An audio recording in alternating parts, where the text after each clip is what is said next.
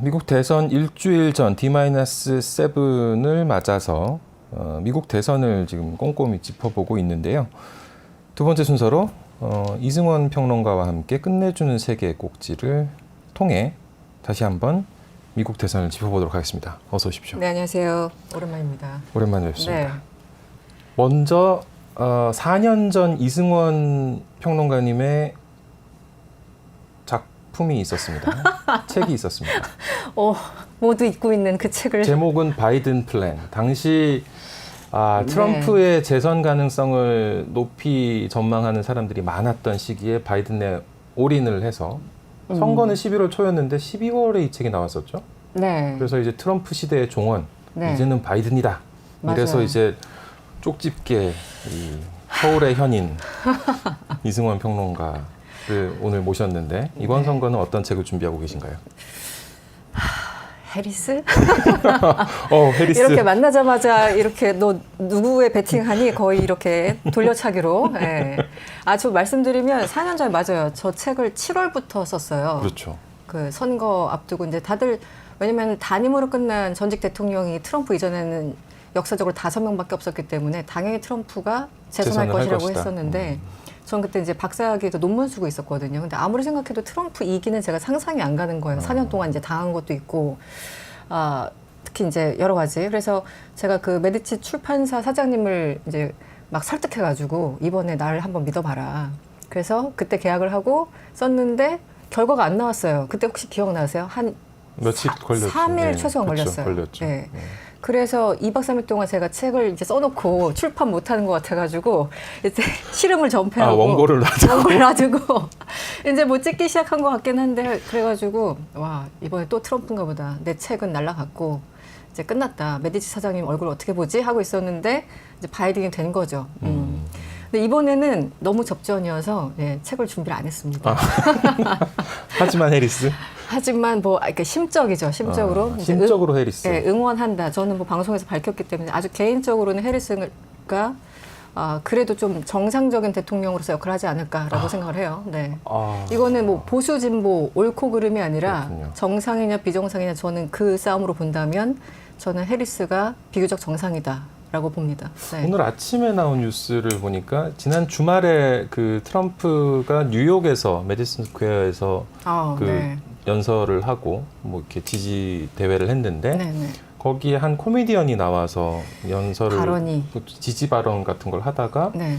푸에르토리코 미국 영토잖아요. 푸에르토리코에 대해서 쓰레기 섬이라고 했죠. 또 둥둥 떠다니는 플로팅 아일랜드 오브 가비지라고 둥둥 떠다니는 쓰레기다 이렇게 얘기한 것 때문에 지금 뭐 푸에르토리코 사람들은 물론이고 그렇죠. 라티노들, 히스패닉들이 전부 다 좀 뭔가 불쾌함을 보이고 있는 그런 뉴스가 있더라고요. 네, 이제 부자 몸조심을 여기서 이제 부자라고 표현을 해야 될지 모르겠는데 어쨌든 이달 중순부터 해리스보다 이제 트럼프가 다시 이제 반전하는 거 아니냐 이런 여론조사가 한 10일 정도 지금 흐르고 있는 거지 않습니까? 그래서 그러면 더 발언 하나하나를 조심해야 되는데 뭔가 이분들이 되게 흥분한 것 같아요.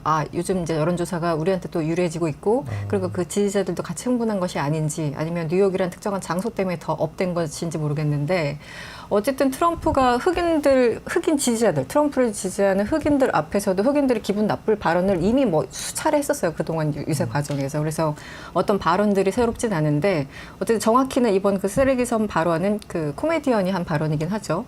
근데 제가 그날 있었던 이제 연사들 뭐 어떤 얘기했는지 쭉 봤더니 어떤 기업가는 나와서 가운데 손가락을 내미는 그런 제스처를 취한다던가 정말 보기도 듣기도 힘든 행동과 언사들이 있었습니다. 이제 그 가운데 나온 거거든요. 대선 유세인데.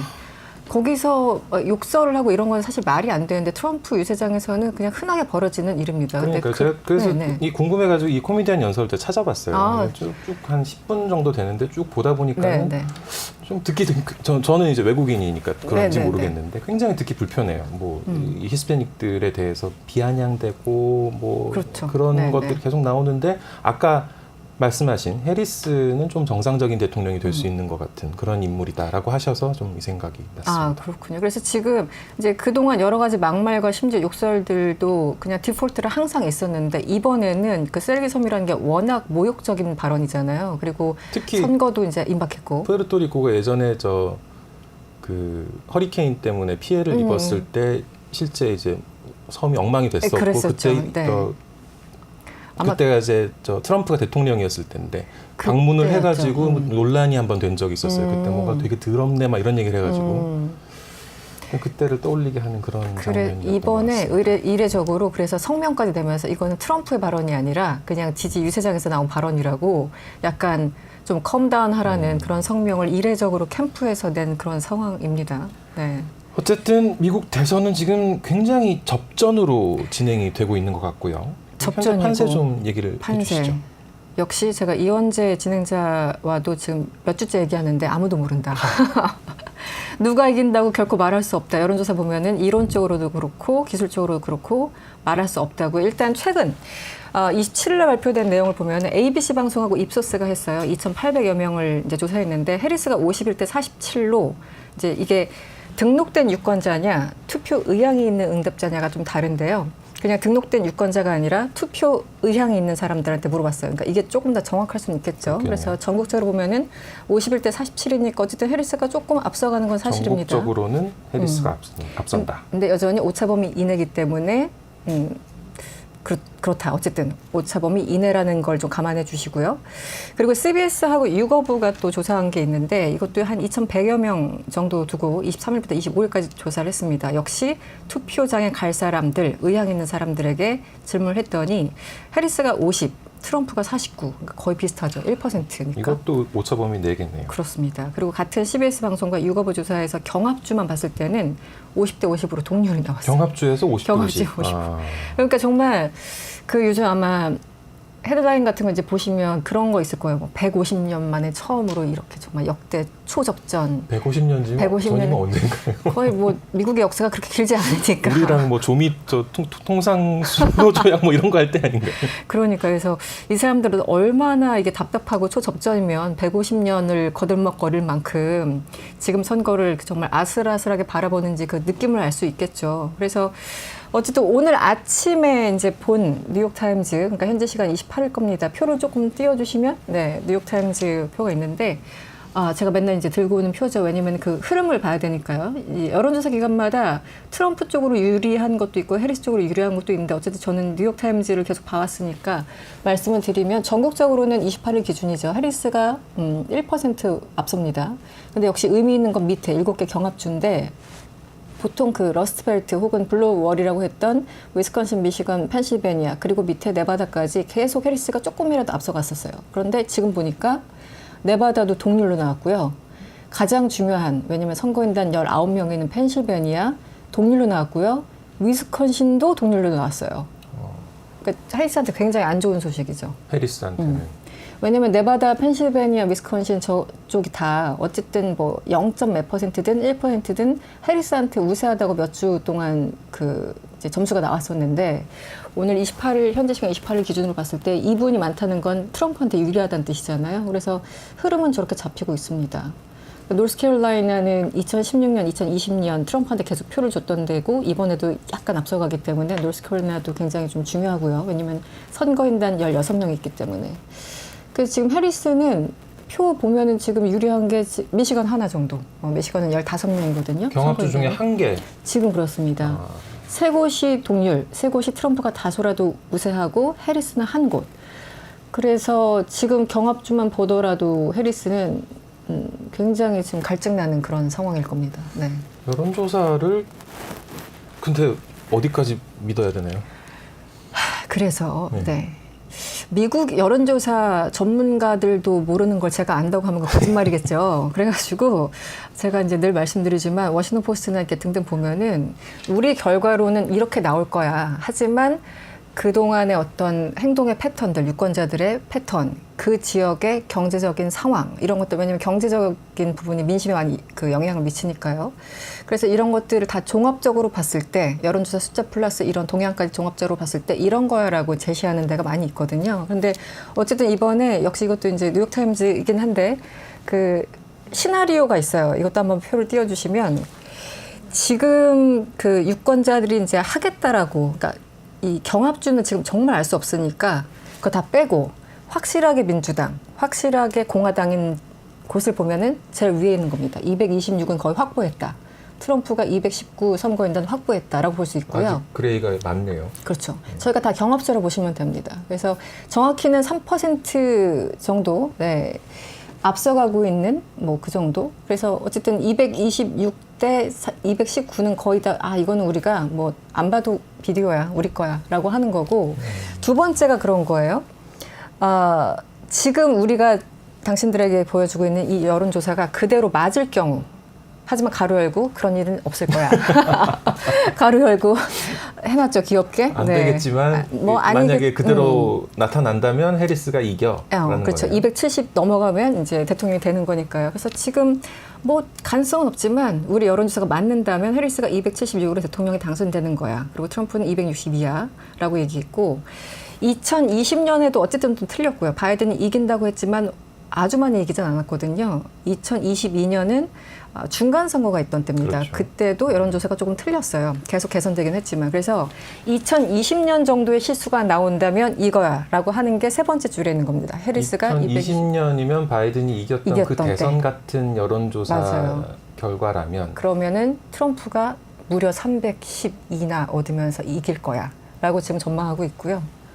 저 숫자는 어마어마하죠. 예전에 트럼프가 306석인가로 이겼거든요. 그렇죠. 그러니까 어마어마하죠. 2020년에 왜 저런 얘기를 하냐면, 이제 다양한 여론조사가 있었지만 2020년에는 11월 3일인가 아마 대선이 있었을 겁니다. 그래서 한 달 전쯤에 혹은 한 3주 전쯤에 했을 때 바이든이 트럼프에 비해서 뭐 8% 앞서간다, 이런 조사까지 나왔었어요. 그런데 열어보니까 전국 득표를 봤을 적에는 4.5 정도 이겼거든요. 네. 그러니까 여론조사를 굉장히 보수적으로 봐야 된다는 뜻입니다. 그래서 지금 해리스와 트럼프가 비등하다면 트럼프가 훨씬 더 우세하다는 뜻이겠죠. 2020년에 비추어서 생각한다면. 그렇고 이제 밑에 제일 마지막 줄 한번 볼까요?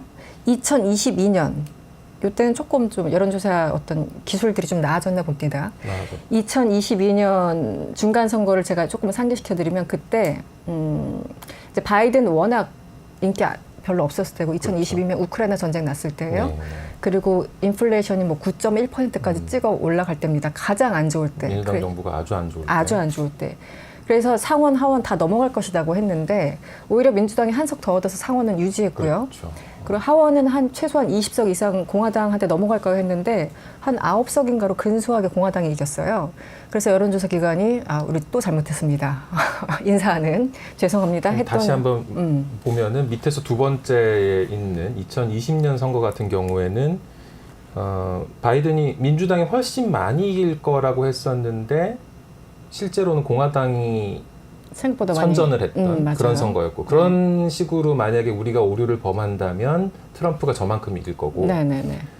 그 다음 맨 밑에 있는 2022년 선거 같은 경우에는 예측은 민주당이 깨질 거라고 생각했었는데 민주당이 선방한 그런 맞아요. 선거였던 네, 거죠. 그 표현이 그렇게 나타난다면은 해리스가 이길 수 있다.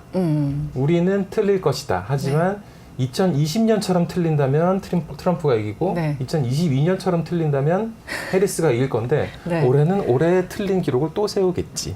그렇죠. 네. 그래서 제일 재밌는 게 그 두 번째예요.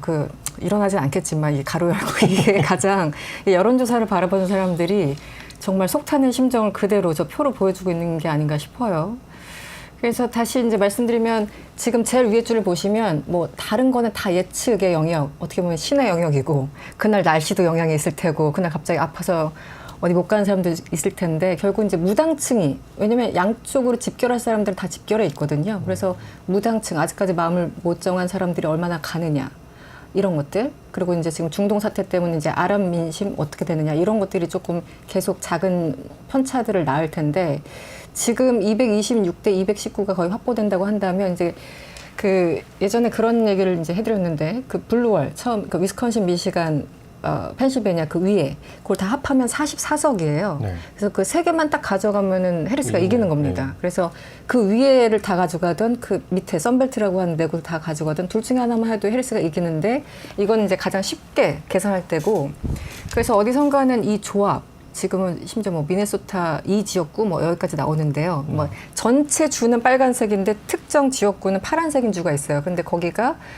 다른 주는 다 승자 독식인데 그 주와 메인 주만 이제 약간 득표율에 따라 또 선거 인단을 나누거든요. 굉장히 독특한 주가 두 개가 있습니다. 그래서 그런 변수까지 다 했더니 경우의 수가 한 100가지가 나온다는 거예요. 왜냐면 곱하기 하면은 그렇잖아요. 통계라는 게. 그래서 모르겠다. 뭐 이래서 결국은 이제 뉴욕타임즈도 급기야. 우리가 이렇게 실수한다면 이 정도고 저렇게 실수한다면은 이 정도일 거야라고 오늘 네, 표를 냈습니다. 이렇게 되면은 선거 결과도 지난 4년 전처럼 또 굉장히 늦어질 수 있겠네요. 그래요. 예를 들어 지난 9월에 나온 소식이었는데 9월에 이제 보도가 나왔는데 조지아주 같은 경우 하필이면 또 가장 그 경합주 중에 하나지 않습니까? 그리고 16석이라서 굉장히 중요한데요. 그런데 수개표를 하기로 했어요. 수개표. 못 믿겠다 네, 건가요? 정확하게 하기 위해서. 그러니까 다른 주도 아니고 거기도 이제 경합주에서. 인구가 적지 않은 경합주에서 수개표로 한다니까 막 한 달 뒤에 나오는 거 아니야? 라고 지금 우려하시는 분들도 있고. 그래서 지금 정말 선방에서 2020년처럼 한 4월 뒤에 나올지 아니면 일주일 한 달이 걸릴지 정말 아무도 모르는 상황이고 더 문제는 민주당이든 공화당이든 상관없이 서로 소송 걸 준비만 돼 있는 거예요. 그러니까 뭐라도 조금 이상하다 싶으면 불복. 바로 이제 불복해서 연방으로 가는. 일단 주 안에서 해결이 안 되면 이제 연방으로 가겠죠. 그래서 2000년 당시 부시와 고어 때 네. 이제 결국 연방에서 플로리다를 어떻게 할 것인가 해서 이제 결정됐잖아요. 한참 대통령이. 걸렸죠 그때. 한참 걸렸죠. 그러니까 그런 게 이번에 재현되지 말라는 법이 없습니다. 그리고 특히 예전에는 어쨌든 그때도 고어도 어쨌든 멋지게 그리고 280만 표 이상이나 대중투표에서 앞서갔던 힐러리도 어쨌든 멋지게 바로 승복선언을 했잖아요. 그런데 그 이제 승복하는 전통이 깨진 게 바로 2020년 트럼프 때부터 아니겠습니까? 승복을 안 하는. 그래서 지금 트럼프는 뭐 한 표든 뭐 100만 표든 상관없이 그냥 지금 불복할 준비를 하고 있고 그래서 뉴스 진행자들이 계속 물어봅니다. 이번에도 불복할 거야? 답하지 않아요. 네. 네, 답하지 않습니다. 그래서 그리고 2020년 1월 6일 폭동을 얘기를 하면서 여전히 2020년 선거가 잘못됐다고 생각해? 그러면은 그렇다고 생각한대요. 네. 그래서 이 올해는 그리고 이제 또 해리스 지지자들도 만만치 않거든요. 뭐 공화당만 총을 갖고 있는 것도 아니고. 네. 그러니까 지금은 누가 지던 간에 굉장히 엄청난 소요가 있을 것이다라고 우려하시는 분들이 있습니다. 그래서 굉장히 위험하고 예, 물리적으로도 그렇고 심리적으로도 그렇고 정말 거의 미국이 내분 상태가 아닌가라는 생각이 들고 실제 여론조사도 이 정도면 내분 상태죠. 네. 그러네요. 이 선거 제도의 특징이 우리가 참 4년에 한 번씩 보면서도 참 특이하다. 이게 포퓰러 보트라는 대중투표, 그러니까 진짜 표를 합산한 투표 결과가 따로 있고 네.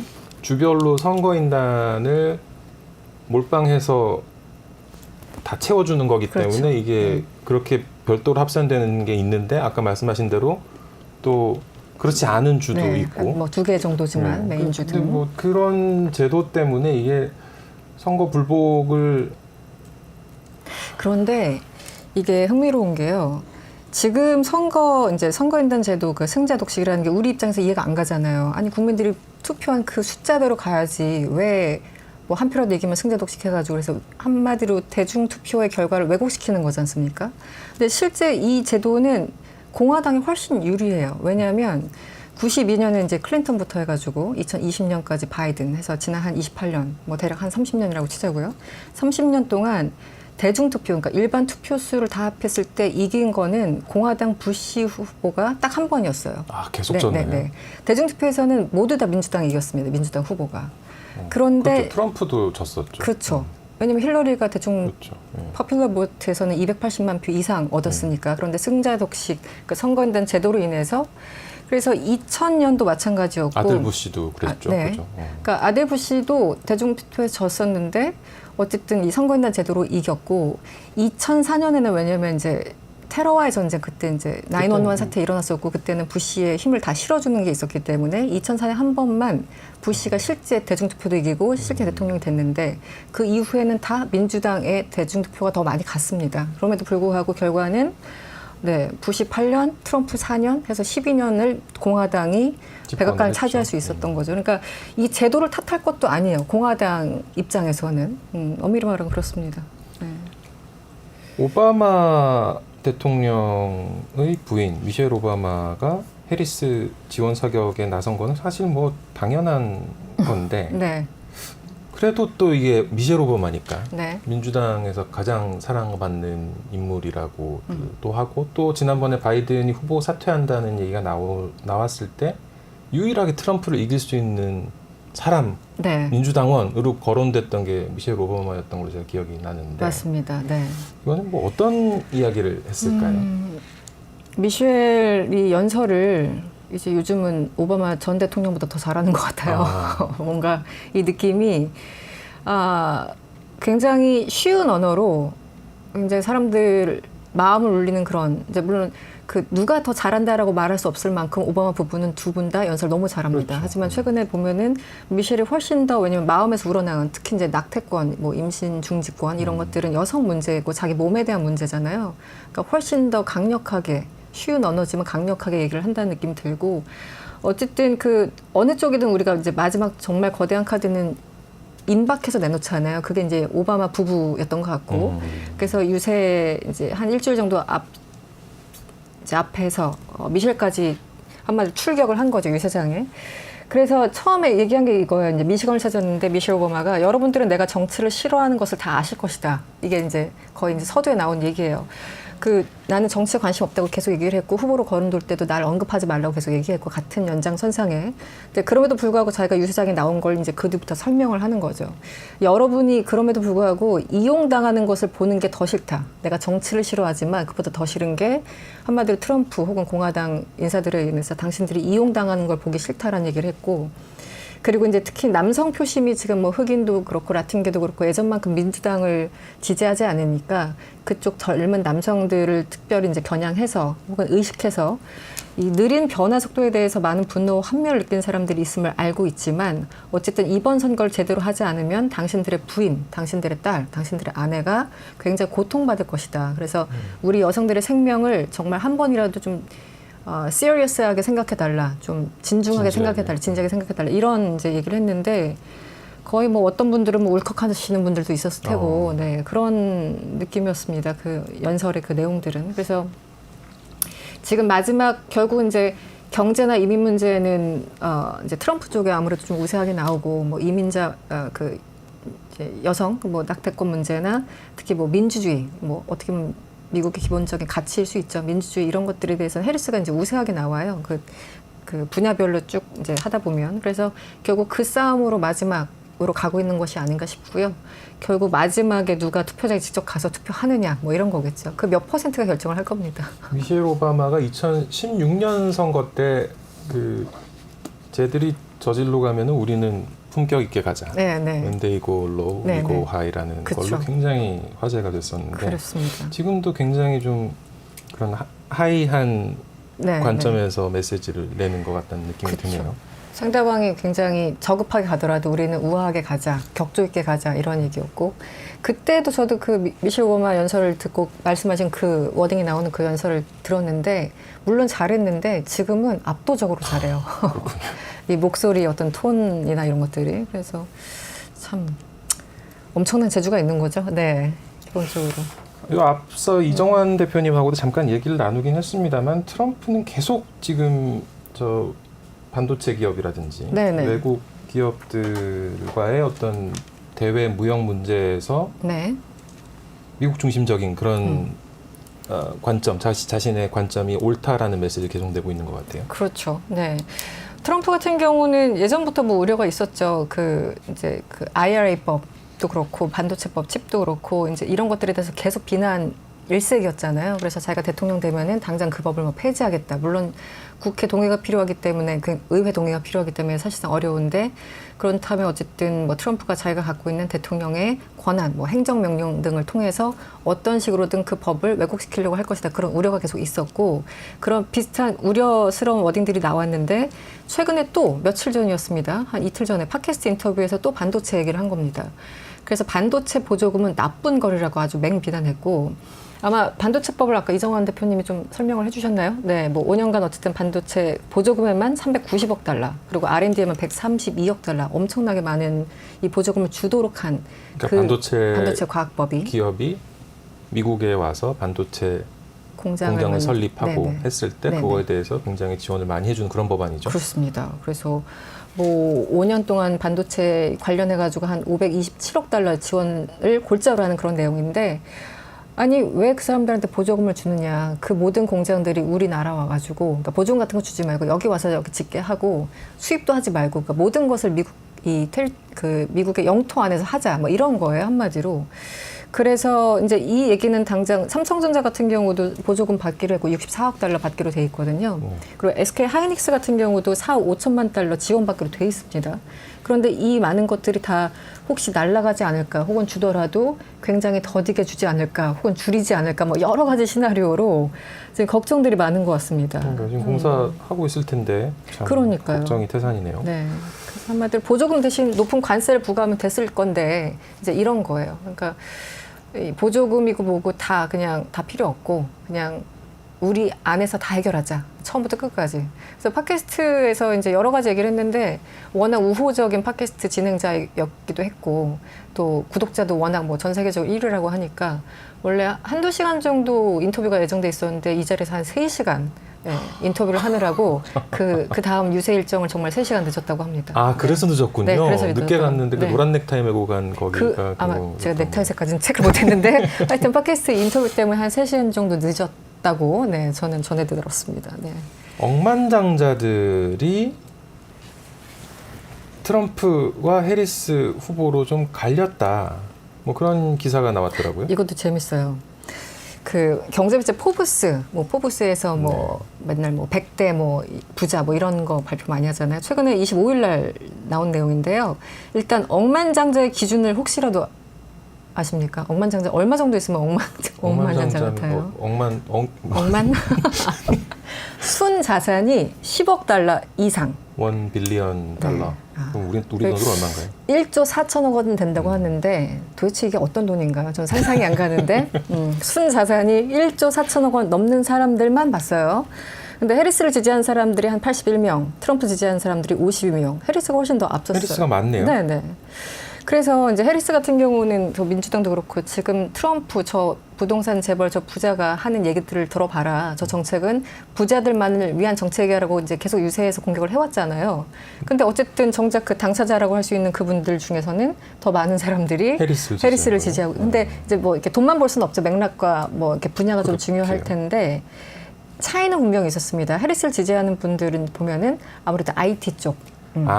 캘리포니아가 그렇습니다. 기반이기도 하고. 네. 그리고 이제 상상 가시겠지만 트럼프 편에 선 억만장자들은 이제 토건족. 맞아요. 에너지 건설, 네, 뭐 호텔 업계, 뭐 이런 쪽. 그래서 정말 그 어떤 캐릭터가 좀 나뉘었고요. 대표적으로 이제 해리스를 지지하는 건 빌 게이츠죠. 빌 게이츠 뭐 네. 이제 지금은 이혼했지만 게이츠 그 예. 예전 부부가 동시에 지금 지지하는데 빌 게이츠 같은 경우는 계속 민주당 지지가 아니었을까 싶은데 누구를 공개적으로 지지한 적이 없어요. 아, 그랬나요? 네. 근데 이번에는 지지를 밝혔고 5천만 달러를 기부했습니다. 네. 그래서 이제 빌 게이츠가 어쨌든 그냥 뭐 아는 사람 뭐 알겠지 약간 이신저신 이런 느낌이었는데 확실하게 이제 지지한다고 얘기를 했고 또 여성들 억만장자들도 아무래도 이제 그 해리스 편이고요. 근데 트럼프 쪽은 이제 석유업체나 부동산, 카지노 재벌 이런 분들이 이제 앞장서고 있죠. 그래서 81대 52명으로 나뉘었다. 네. 용어가 재밌네요. 억만장자는 10억 달러 이상이 있어야 되는 거고, 그럼 옛날에 백만장자는 1000만 달러 이상이 있어야 되는 거였을 수도 있겠네요. 그렇죠. 요즘 인플레를 또 계산해 보면 뭐 좀 어떻게 되는지 모르겠는데 저도 억만장자 기준이 뭘까라고 봤는데 어쨌든 포브스에서 결정한 기준은 그거였습니다. 순 자산이 10억 달러, 1조 4천억 원 정도. 영어로는 밀리어네어고 빌리어네어니까 거기에 한 자릿수가 아니라 최소 두 자릿수를 붙일 수 있는 그런 사람들인 모양이네요. 네. 참 감사합니다. 네, 다른 세상 얘기죠. 네. 이승원 평론가님과 함께 인사드리면서 오늘 순서 마무리하도록 하겠습니다. 오늘 시청해 주셔서 감사합니다. 백만이었습니다.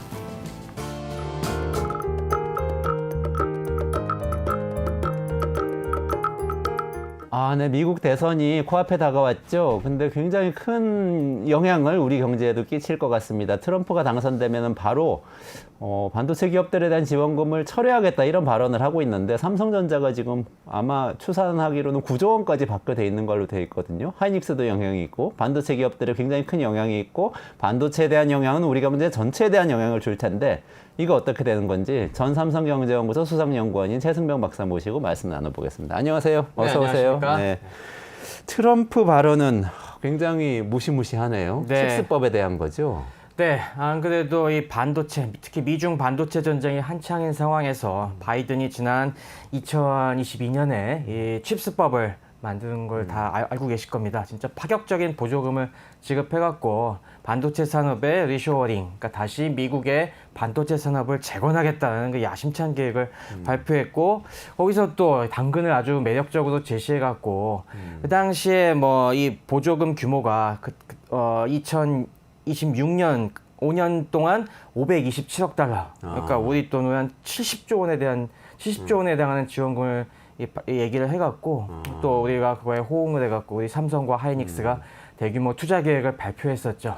투자를 하면 보조금을 주는 그런 맞습니다. 컨셉인 거죠. 이 제조 부문에는 그 570억 달러 중에서 527억 달러 중에 390억 달러가 배정이 됐는데요. 우리가 거기에 미국에다가 생산 기지를 지으면은 거기에 대략 한 10% 내외에 이 일단 보조금을 지급하고 그 외에도 뭐 각 지방 정부에서 여러 가지 세제 혜택이라든가 뭐 인력 수급이라든가 뭐 그런 거 등등등 해서 뭐 다양한 또 지원 패키지들이 같이 엮어 들어가 있었죠. 제가 자료를 보니까 삼성전자는 440억 달러 약 61조 원을 투자하기로 했고 네. 64억 달러의 보조금 약 9조 원 가까이 되는 보조금을 받기로 했다. 이렇게 돼 있는데 이 숫자가 맞는 건가요? 네, 일단은 그렇게 돼 있습니다. 그래서 뭐 텍사스 같은 데서는 착공을 했었죠. 그런데 이렇게 예정된 상황에서 갑자기 최근 들어서 트럼프와 또 부통령 후보인 벤스가 여러 가지 이거는 굉장히 나쁜 법이다. 칩스법은 굉장히 안 좋은 법이고 내가 당선이 되면은 이 외국 기업에게 주는 보조금을 갖다가 딱 끊어버리겠다라는 발언을 계속 하고 있는 것이죠. 그렇군요. 이 최근 며칠 뭐 한 10일 나온 얘기만 봐도 굉장히 섬뜩한 것들이 많은데요. 일단 22일에 벤스가 먼저 이 칩스법은 너무 정치적인 법이고 그거보다는 미국 내 에너지 가격을 낮춰서 뭐 차라리 혜택을 주는 게 낫다. 아무래도 에너지 가격을 낮추면 그 혜택은 이 골고루 많은 미국 유권자들에게 돌아가니까 뭐 그게 더 바른 방법이다라는 얘기를 했었고요.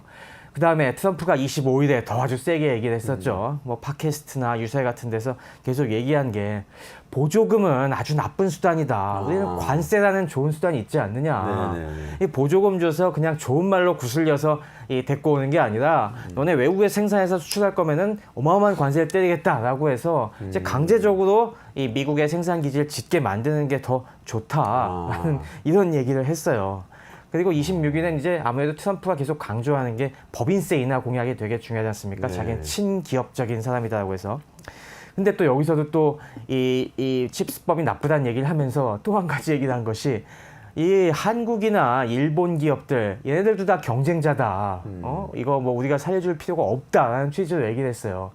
사실 우리가 이 칩스법에서 얘기하는 거는 이 반도체 생태계라는 것이 특히 이 뭐 중국, 러시아 이런 권위주의 블록과 경쟁하는 이 서방의 쟁쟁한 반도체 기업들 그리고 이들이 갖고 있는 이 공급망들이 하나의 유기적인 네트워크로 같이 이 연합을 해갖고 이 기술이 이 저런 권위주의 국가들에게 넘어가는 걸 막자라는 취지가 있는 것인데 미중 갈등의 어떤 중요한 또 그쵸? 요소거든요. 근데 갑자기 우리 연합군이라고 생각했는데 아니 너네도 경쟁자야. 너네도 우리 키워줄 생각 없어. 라는 말을 하니까 갑자기 이제 피하 식별 문제가 막 떠오르면서 머릿속이 복잡해지기 시작한 거죠. 그럼 우리 입장에서는 우리를 동맹이니까 반도체도 같이 동맹하는 건가 보다 하면서 그것도 미국 땅에 수십조 원을 들여서 막 투자해서 공장을 짓고 있는데 갑자기 그렇죠. 너희 우리 편 아니야라고 그 얘기를 들은 셈이 되는 건가요? 맞습니다. 그러니까 이 우리 같은 특히 뭐 대만의 TSMC나 우리 삼성, 하이닉스 같은 그런 빅 플레이어들 입장에서는 야 지금 이 투자하는 것이 이거 괜히 돈만 갖다 바치고 미국의 생산 기지만 지어주고 또 다른 덤터기는 쓰는 것이 아니냐. 이게 나중에 이러다가 막 생각이 복잡해지는 겁니다. 이거 완전히 나중엔 딱 우리가 말을 안 들으면은 미국 걸로 아예 우리 러시아에서 푸틴이 많이 또 우리 생산 기지들을 갖다가 강제 수용을 했지 않습니까? 네네네. 나중에 그런 꼴 당하는 거 아닌가 막 그런 생각까지 요즘 들고 하는 겁니다.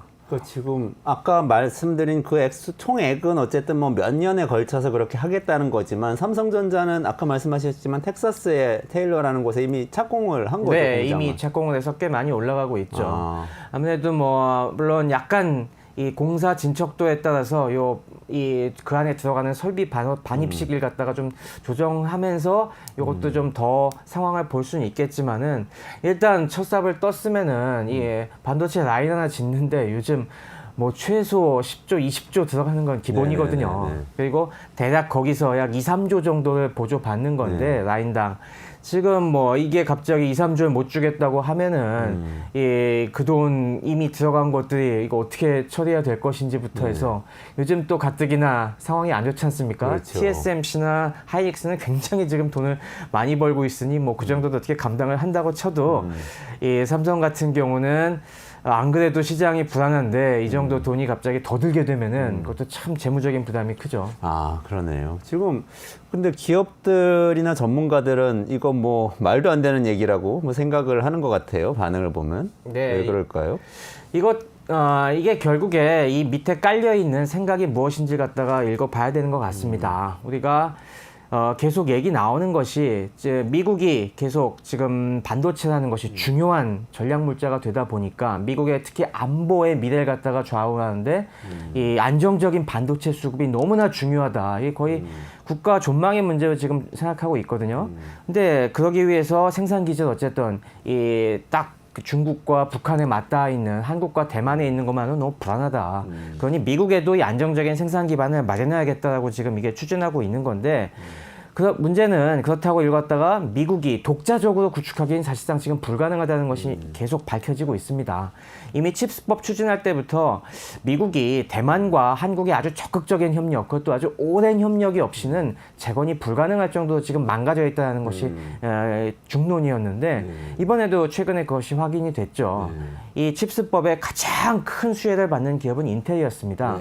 인텔이 아무래도 파운더리 사업을 다시 크게 일으켜갖고 이 좀 뭔가 시장 점유율을 뺏어오겠다는 거였는데 얼마 전에 인텔이 우리 파운더리 실패다라는 식으로 뭐 CEO가 직접 자인할 정도였으니까 인텔도 그렇게 강력한 팹 능력을 갖고 있다고 해도 인텔도 요즘 기술력을 못 쫓아가고 있다는 게 드러났거든요. 이런 상황에서 TSMC와 삼성을 갖다가 만약에 배척하고서 과연 이것이 가능한 것인지 물론 이 미국이 굉장히 중요한 반도체 공급망의 기업들을 갖고 있는 건 사실입니다. 우리가 뭐 반도체 공급망이라는 게 굉장히 이제 큰 상황에서 미국의 저희가 계속 봐왔던 수많은 팹리스 설계 기업들, 엔비디아, AMD를 위시한 많은 기업들을 당연히 갖고 있고요. 거기에 또 여러 가지 핵심 기업들이 많이 있습니다. 반도체 장비 쪽에서는 어플라이드 머티리얼스나 아니면 램 리서치 같은 경우들 얘네들 장비 없으면 특히 못 만드는 것들이 많이 있고 또 굉장히 중요한 것이 이 반도체를 설계하는 데 EDA 소프트웨어라고 하죠. 그런 것도 미국이 독점적으로 갖고 있고 거기에 또 수많은 IP들 특허들이 미국 쪽에서 보유하고 있기 때문에 미국이 없으면 물론 안 되겠지만은 미국만 가지고도 지금 할 수 없다는 것이 명백한 상황에서 이렇게 서로 좋게 잘 협력해 나가면서 해야 될 것인데 이걸 이런 식으로 어깃장을 놓고 막 우리를 적대시한다. 이거는 지금은 미국이 힘이 세서 어떻게든 우리가 끌려갈 수밖에 없다고 치더라도 솔직히 기분 상하는 거 아니겠습니까? 그렇죠. 그리고 우리가 역사를 보면은 이 다이버전스가 일어나는 거는 이런 작은 균열들 그리고 서로에 대한 불신, 적대시 이런 것들이 쌓여서 이루어지는 거거든요. 그래서 이게 장기적으로 봤을 때 어떤 큰 악영향을 줄지 지금 아무래도 이런 쪽에 대해서 넓게 보는 사람들은 굉장히 좀 불안해하고 있습니다.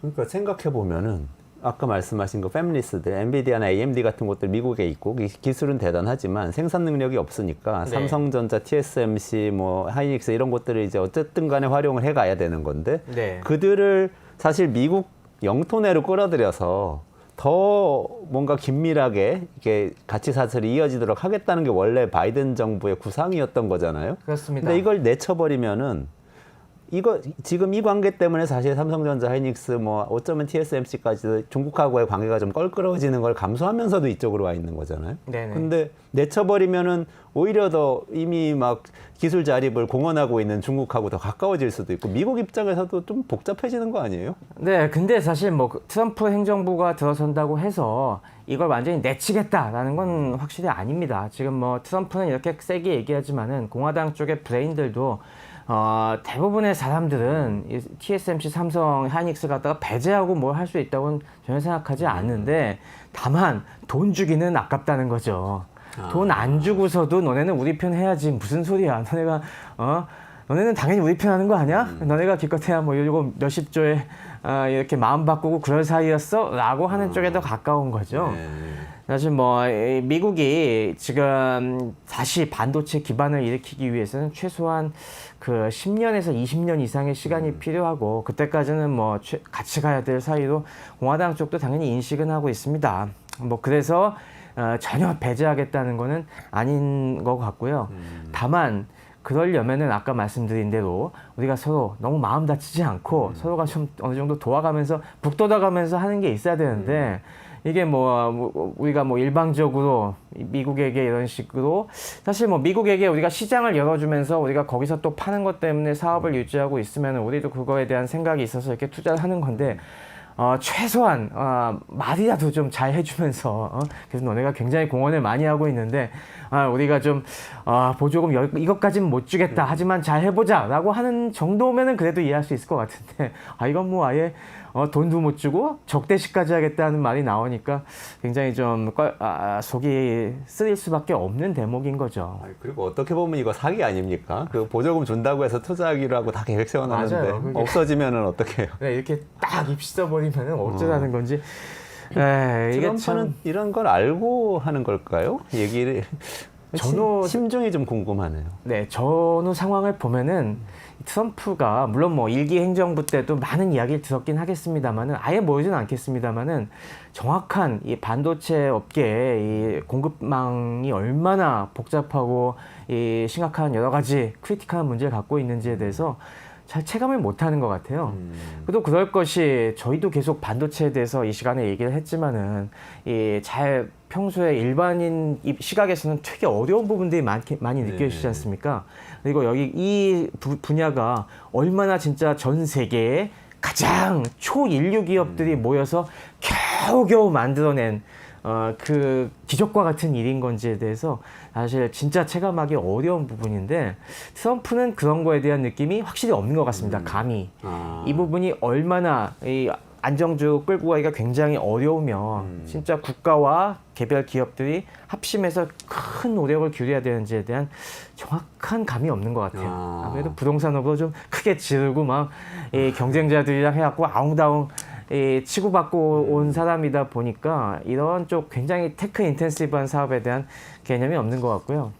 벤스도 그거에 대해서 크게 다르지 않은 것 같습니다. 그래요? 실리콘밸리 출신 아닙니까, 그래도? 그래도 뭐 느낌은 있지만은 아무래도 그거에 대한 감이 좀 덜한 것 같습니다. 그러다 보니 뭐 굉장히 트럼프 입장에서는 약간 좀 그런 거에 대해서 나이브하게 생각하는 측면이 있는 것 같고 또 한 가지 문제는 그게 아주 일반적인 미국 유권자들, 특히 트럼프를 지지하는 이 기술 발전으로 인해서 여러 가지 피해를 보았던 그런 미국 중산층들의 시각을 그냥 대변하는 것 같습니다. 설령 알더라도 일반 사람들이 생각하기에 다 그렇게 생각할 거지 않습니까? 야, 우리가 그렇게 피땀 흘려서 직업도 잃어가면서 이렇게 세금을 냈는데 아니 기사를 보니까 아니 이거의 상당수는 몇십 조가 외국 기업한테 가네.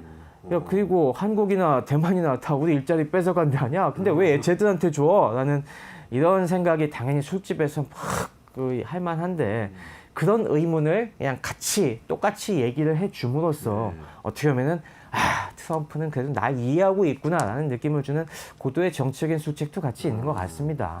근데 좀 사실은 그런 내용을 알만한 사람들, 예를 들면 일론 머스크라든지 이런 네. 실리콘밸리의 기업가들도 또 이번엔 트럼프 지지가 좀 있잖아요. 그렇습니다. 그 부분이 또 중요한 측면 네. 같아요. 이번에 일론 머스크가 굉장히 적극적으로 뭐 후원금도 많이 내고 유세에 직접 나가서 막 엄청 제스처도 격렬하게 방방 하면서- 뛰고 그랬죠. 네, 깜짝 놀랐습니다. 그래서 이렇게 하고 또 이제 실리콘밸리에서도 지난번 1기 트럼프 선거할 때랑은 달리 트럼프를 공공연히 지지하는 사람들이 꽤 늘었지 않습니까? 이런 그리고 최근에 보면은 뭐 베이조스가 워싱턴 포스트에 말 조심해라 그런 얘기 하는 아, 것처럼 맞아요. 사설, 지지 사설 계속 민주당 지지 사설 쓰다 이번에 안 썼죠. 네, 사주가 이번에 막아서 못 쓴 거죠. 확실히 조심하는 느낌이 드는데요. 이게 지난번 1기 정부를 겪어보고 또 최근에 바이든 정부를 겪어보면서 그쪽 사람들은 그렇게 아무래도 계산이 빠른데 앞뒤를 봤을 때 야, 이번에 트럼프가 돼도 우리에게 꼭 손해만 되는 건 아니다 싶은 생각을 좀 하는 것 같습니다. 이게 그런 면이 요즘 보이는 게 뭐냐면은 우리 머스크가 왜 이번에 이렇게 트럼프를 지지하게 됐을까라는 부분에 있어서 뭐 여러 가지 이유들을 얘기하고 있습니다만은 역시 그것도 보조금 문제가 들어가 있다는 얘기를 하거든요. 아, 그래요? 네. 전기차 보조금은 그렇죠. 트럼프는 좀 부정적이잖아요. 근데 머스크는 네. 테슬라인데. 사실 이번에 바이든 행정부가 테슬라 이런 친환경 전기차에 대한 막대한 보조금을 주긴 했는데 지난번에 IRA 요 법안에서 보조금을 줄 때 조건을 붙였어요. 네. 너무 고가차에겐 줄 수 없다. 그래서 SUV나 픽업 트럭은 $80,000 이하. 그리고 세단 같은 경우는 그게 $55,000였나요? 그 정도까지만 딱 준다고 돼 있어갖고 이 테슬라 라인업 중에서 고급 차량으로 이제 Y가 있지 않습니까? 네네네. 네, 모델 Y. 모델 Y가 요거에 해당이 안 됐습니다. 그래서 그 당시에 이 머스크가 굉장히 격분했다는 그런 얘기가 많이 나왔었는데 그때는 그냥 그런가 보다 하고 넘어갔는데 좀 많이 마음이 상했나 보다 막 그런 얘기도 요즘 심심치 않게 하고 있습니다. 사실 뭐 테슬라가 또 그리고 요즘에도 많이 얘기가 나오는데 며칠 전에도 강정수 박사님한테 얘기 나왔었죠. 네. 뭐 이게 이 스페이스X에서 뭐 쏘는데도 환경 규제가 굉장히 이제 강하게 들어간다. 그리고 뭐 이 테슬라에서도 FSD 자율주행 요 시스템 계속 만드는데 지금 교통당국에서 엄청 딴지를 걸고 있다. 이런 것들이 지금 아무래도 지금 이런 혁신가들 입장에서는 지금이 한창 기술 AI가 빵빵 터지면서 쭉쭉 밀고 나가야 되는 시기인데 아니 보조금 주는 거는 고맙지만은 왜 이렇게 규제가 많냐.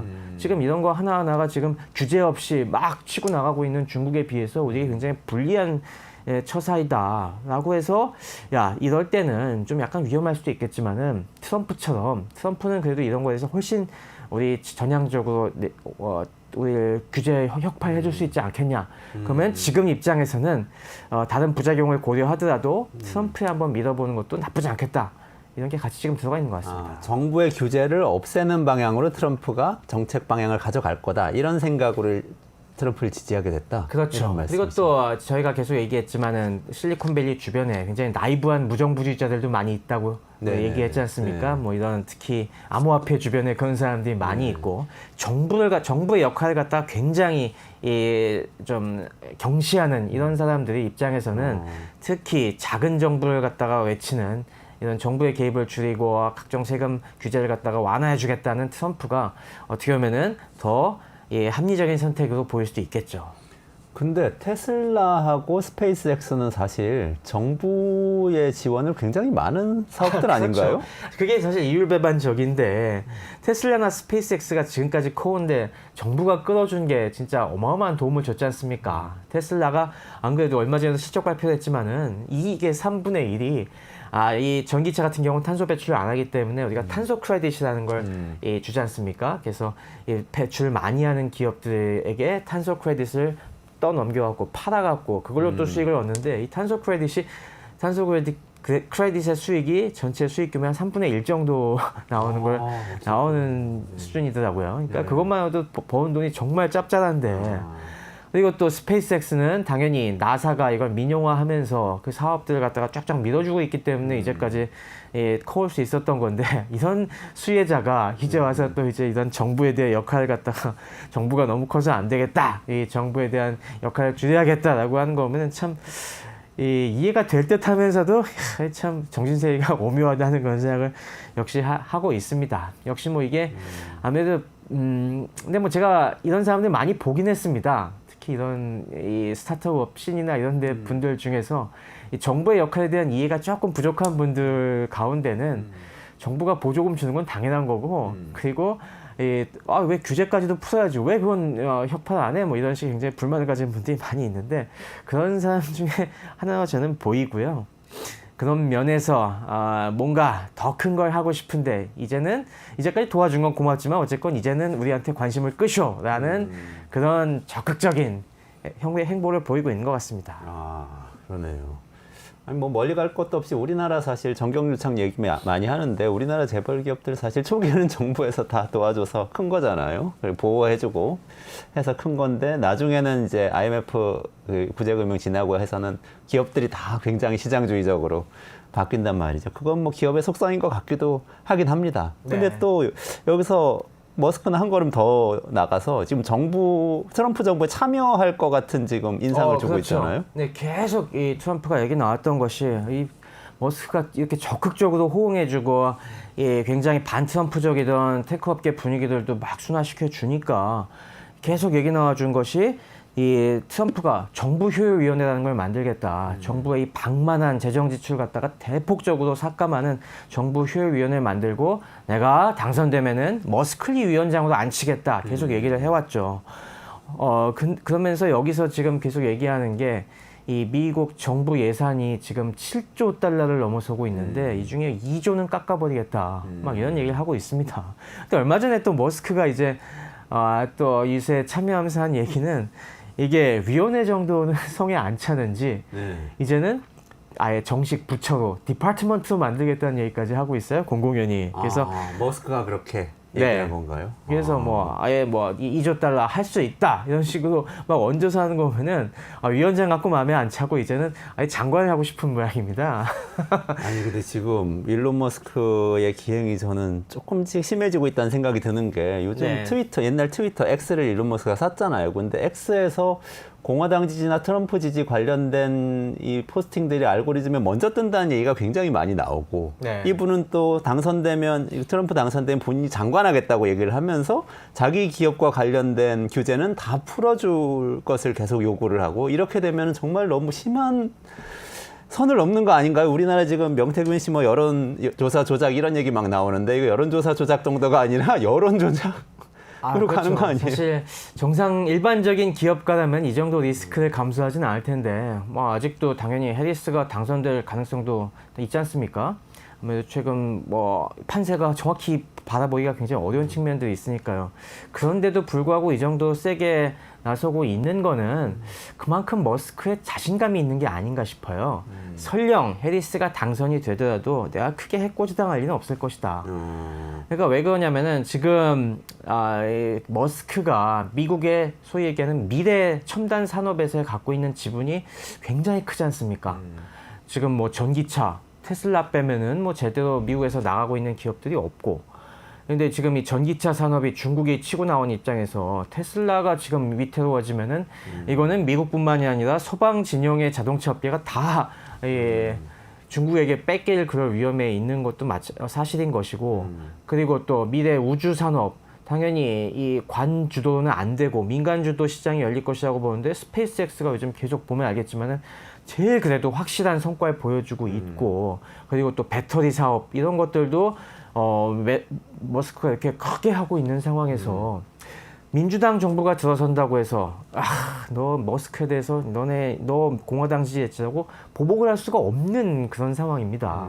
설령 민주당 정부가 되더라도 잘 구슬려서 좀 뉘우치고 앞으로 좀 잘해 좀 정신 차려 이렇게 하고서 여전히 보조금 주고 지원을 해줄 수밖에 없는 상황이거든요. 네. 그러니까 어떻게 보면은 이 편을 잘못 들었을 때 리스크가 뭐 우리나라나 다른 나라들처럼 기업이 날아가거나 막 공중분해되고 뭐 회장에서 물러나고 이런 상황이 아닐 것이기 때문에 이런 도박을 하지 않나 싶습니다. 좀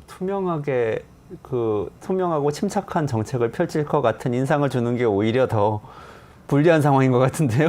뭔가 그러게요. 역설적인 상황이에요. 그러면서 오히려 이제 지금 이 머스크 입장에서는 이 공화당 본진에 들어가는 게 한편으로 이해가 되는 것들이 사실 공화당 내부에서는 이 머스크에 대해서 그 전에 싫어했던 사람들이 되게 많았었거든요. 아무래도 머스크의 테슬라로 인해서 기존의 전통적인 내연기관 자동차 업계라든가 전통 산업이 자꾸 무너지고 있다. 이거 테슬라 왜 이렇게 보조금 많이 주고 편애하느냐라는 거에 대해서 공화당 내부에서 굉장히 불만 가진 세력들도 많았는데 이런 식으로 공화당 내에서 만약에 1등 공신이 돼버리면은 그런 목소리도 잠재울 수가 있고 본인이 막 입각하고 그렇게 되면은 더더욱 그 공격을 갖다가 방어해낼 수 있으니까 참 그 괴짜이고 너무 리스크를 진다 싶으면서도 한편으로는 이게 그렇게 단순하게 바보 같지만은 않다. 진짜 영리한 수일 수도 있겠다라는 생각도 듭니다. 굉장히 잘 계산된 수일 수 있다. 네. 트럼프가 당선되면 수혜를 굉장히 많이 입고 혹시라도 해리스가 당선되더라도 입는 피해는 그렇게 크진 않을 거라는 계산. 이것일 거다. 그리고 특히 트럼프는 기껏해야 4년밖에 못 하지 않습니까? 네. 좀 부작용이 나더라도 4년 정도 뭐 그 정도까지 간 다음에 그 다음에 또 뭐 정권 넘어갈 수도 있는 것이고 네. 이런 것까지 두루 고려되지 않나. 설령 우리 머스크는 거기까지 보지 않더라도 머스크 말고는 뭐 피터 틸이라든가 여러 가지 또 많은 테크 쪽에서 이 트럼프를 지지하는 사람들 입장에는 그런 생각이 분명히 있는 것 같습니다. 트럼프의 부작용이 있어도 그거는 4년이다. 마지막으로 삼성전자하고 하이닉스에 그러면 실질적으로 트럼프가 당선된다면 바로 영향이 오는 겁니까? 어떻게 보세요? 분명히 옵니다. 이거는 이게 뭐 정책 기조가 물론 많이 바뀔 것이다. 아니다. 이게 현실적으로 그렇게는 불가능하다. 이를테면 관세 같은 경우들은 우리 한미 FTA도 있고 그리고 ITA라고 IT 어그리먼트 국제 이 IT 산업 협정 같은 것들이 다 걸려 있어. 거기서 관세 못 매기게 돼 있거든요. 근데 반도체 이거에 대해서 그걸 무시하고 매기는 거는 명분을 쌓기가 되게 어려울 것 같아요. 그래서 현실적으로 그렇게까지는 못할 것 같습니다. 하지만 그것 말고도 미국 정부가 괴롭힐 수 있는 수단은 많죠. 돈 안 주고 우리가 관세는 안 때릴 테니까 하지만 그냥 투자는 예정대로 해라고 할 확률이 굉장히 높습니다. 그랬을 때 뭐 우리가 어떻게 하겠습니까? 지금 우리가 다른 그렇다고 해서 지금 다시 우리가 중국 쪽에 밀착한다? 이거는 도저히 뒷감당 못 하거든요. 그리고 또 여러 가지 상황이 우리가 특히 국가 차원에서도 적극 대응하기 어렵습니다. 지금 러시아에 북한이 파병하고 있고 거기에 지금 계속 말씀드렸다시피 트럼프가 이 돈을 안 쓰는 것, 해외에 돈을 안 쓰는 게 뭐 보조금만 안 쓰겠다는 게 아니지 않습니까? 네. 아무래도 2조 달러를 아끼기 위해서는 가장 큰 부분이 역시 군비입니다. 해외 파병, 특히 지금 우크라이나에 투입하고 있는 이 막대한 이 전비 이런 걸 갖다가 빼면은 분명히 어떻게 되겠어요? 전 세계에서 이 국제정치적인 불안이 더 확산이 될 것이고 안보 환경이 불안해지는데 이때 미국과 척지는 거는 정말 우리의 운명을 갖다가 야수들의 벌판에 스스로 내던지는 꼴이 되겠죠. 국가 차원에서 대책이 쉽지 않은데 기업들이 그걸 갖다가 빠져나가기는 굉장히 어려울 것 같습니다. 우리 특히 뭐 삼성이나 SK 하이닉스도 뭐 길게 보고 사업해야 되는 입장에서 마찬가지 생각을 할 겁니다. 일단 4년은 넘기자. 어떻게든 착 엎드리자. 당장 손에 뭐 10조, 20조 보더라도 이건 우리가 감수해야 될 것이다. 라고 할 것은 분명하고요. 그렇게 되면은 일단 재무제표가 굉장히 나빠지는 건 피할 수 없는 이 현실이 되겠죠. 그렇게 됐을 때 단기적으로는 우리가 뭐 쌓아놓은 돈이 많기 때문에 넘어간다고 하더라도 장기적으로 보면은 여러 가지 그 악영향이 누적돼서 나올 겁니다. 특히 뭐 최근 들어서 우리가 또 옥석가리가 굉장히 심해질 것 같은데 그럼에도 불구하고 AI라는 큰 대세에 올라타 있으면은 그 완충이 충분히 되겠죠.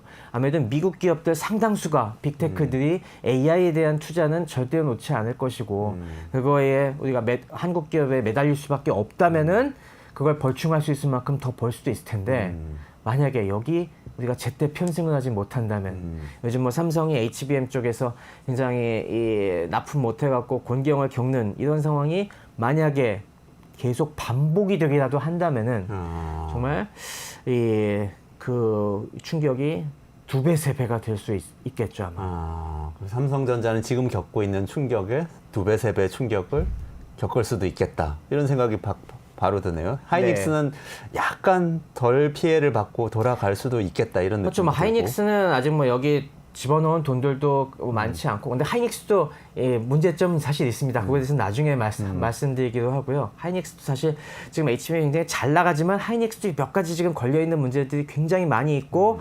그게 좀 불안하긴 합니다만은 삼성 같은 경우는 특히 지금 정신을 바짝 차려야 할 때죠. 지금 AI 안 그래도 지금 요즘 실적 발표 나오는 거라든가 그런 거 보면은 이 AI 붐에 올라탄 반도체 기업과 그렇지 못한 기업들이 지금 명암차가 확실히 나타나고 있거든요. 그리고 반도체 사이클, 레가시 반도체 사이클도 지금 약간 하향 추세인 상황이고요.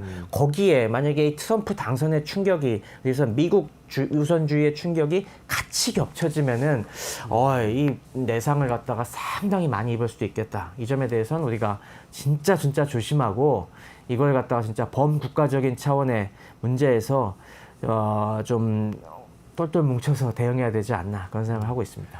알겠습니다. 오늘 트럼프 미국 대통령 당선 뒤에 삼성전자, 하이닉스에 벌어질 일에 대해서 깊이 있게 좀 다뤄봤고요.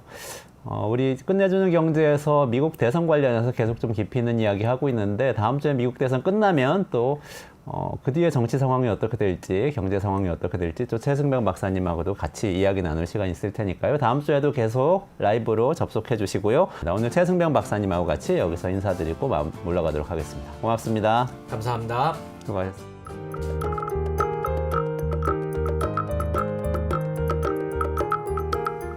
네, 앞서 말씀드렸다시피 오늘 이원재 끝내주는 경제는 이원재 소장 없이 진행을 합니다만 미국 대선 일주일 전을 맞아서 미국 대선 특집으로 구성을 했습니다. 첫 번째로 이 슬로우 뉴스 이정환 대표님 모시고 미국 대선의 변수와 전망에 대해서 알아볼 텐데 특히 이 트럼프 후보 전 대통령과 해리스 부통령 후보 각각 한국 경제에 어떤 영향을 미칠지에 대해서 쭉 파고 한번 들어가 보도록 하겠습니다. 네. 자, 그러면은 가장 먼저 뭘 살펴봐야 할까요? 그 취재를 하면서 이 모든 게 연결돼 있다라는 게 키워드라고 생각합니다. 바다건너 미국 대선이 우리 삶에 직접적인 영향을 미치는 그런 시대고요. 한국 경제가 그 어느 때보다 미국 경제 의존도가 높아진 상태라서 이번 대선 결과가 굉장히 중요한 영향을 미칠 것 같습니다. 먼저 그 GDP 성장률 그림 한번 보여주시겠습니까? GDP 성장률, 네. 미국 GDP 성장률 네. 말씀이시죠? 바이든이 경제를 잘하고 있는데도 이 많은 미국 국민들이 이 트럼프 시절에 특히 코로나 팬데믹 마지막에 있었잖아요. 그래서 착시 현상이 좀 있습니다. 그림을 보시면 2020년에 이제 급격히 그 성장률이 떨어졌다가 반등하는 모습을 볼 수 있죠. 코로나 때 아닌가요? 네, 코로나 팬데믹이었고요. 반등을 해서 사실 이제 전체적으로 보면 분기별 성장률인데요. 이게 트럼프는 평균 0.5고 바이든 0.8입니다. 그러니까 코로나 팬데믹 때 이 급격히 변동을 겪었다가 바이든 때 회복을 꽤 많이 잘했는데 누적으로 트럼프 4년은 7.6이고 바이든 지금 3년 2개월은 11.8입니다. 그러니까 바이든이 훨씬 더 경제를 잘했죠. 성장률도 높고요.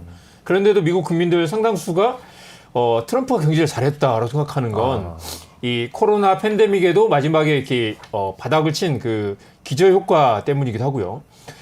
그다음에 물가 상승률 그래프도 한번 보여주시면요.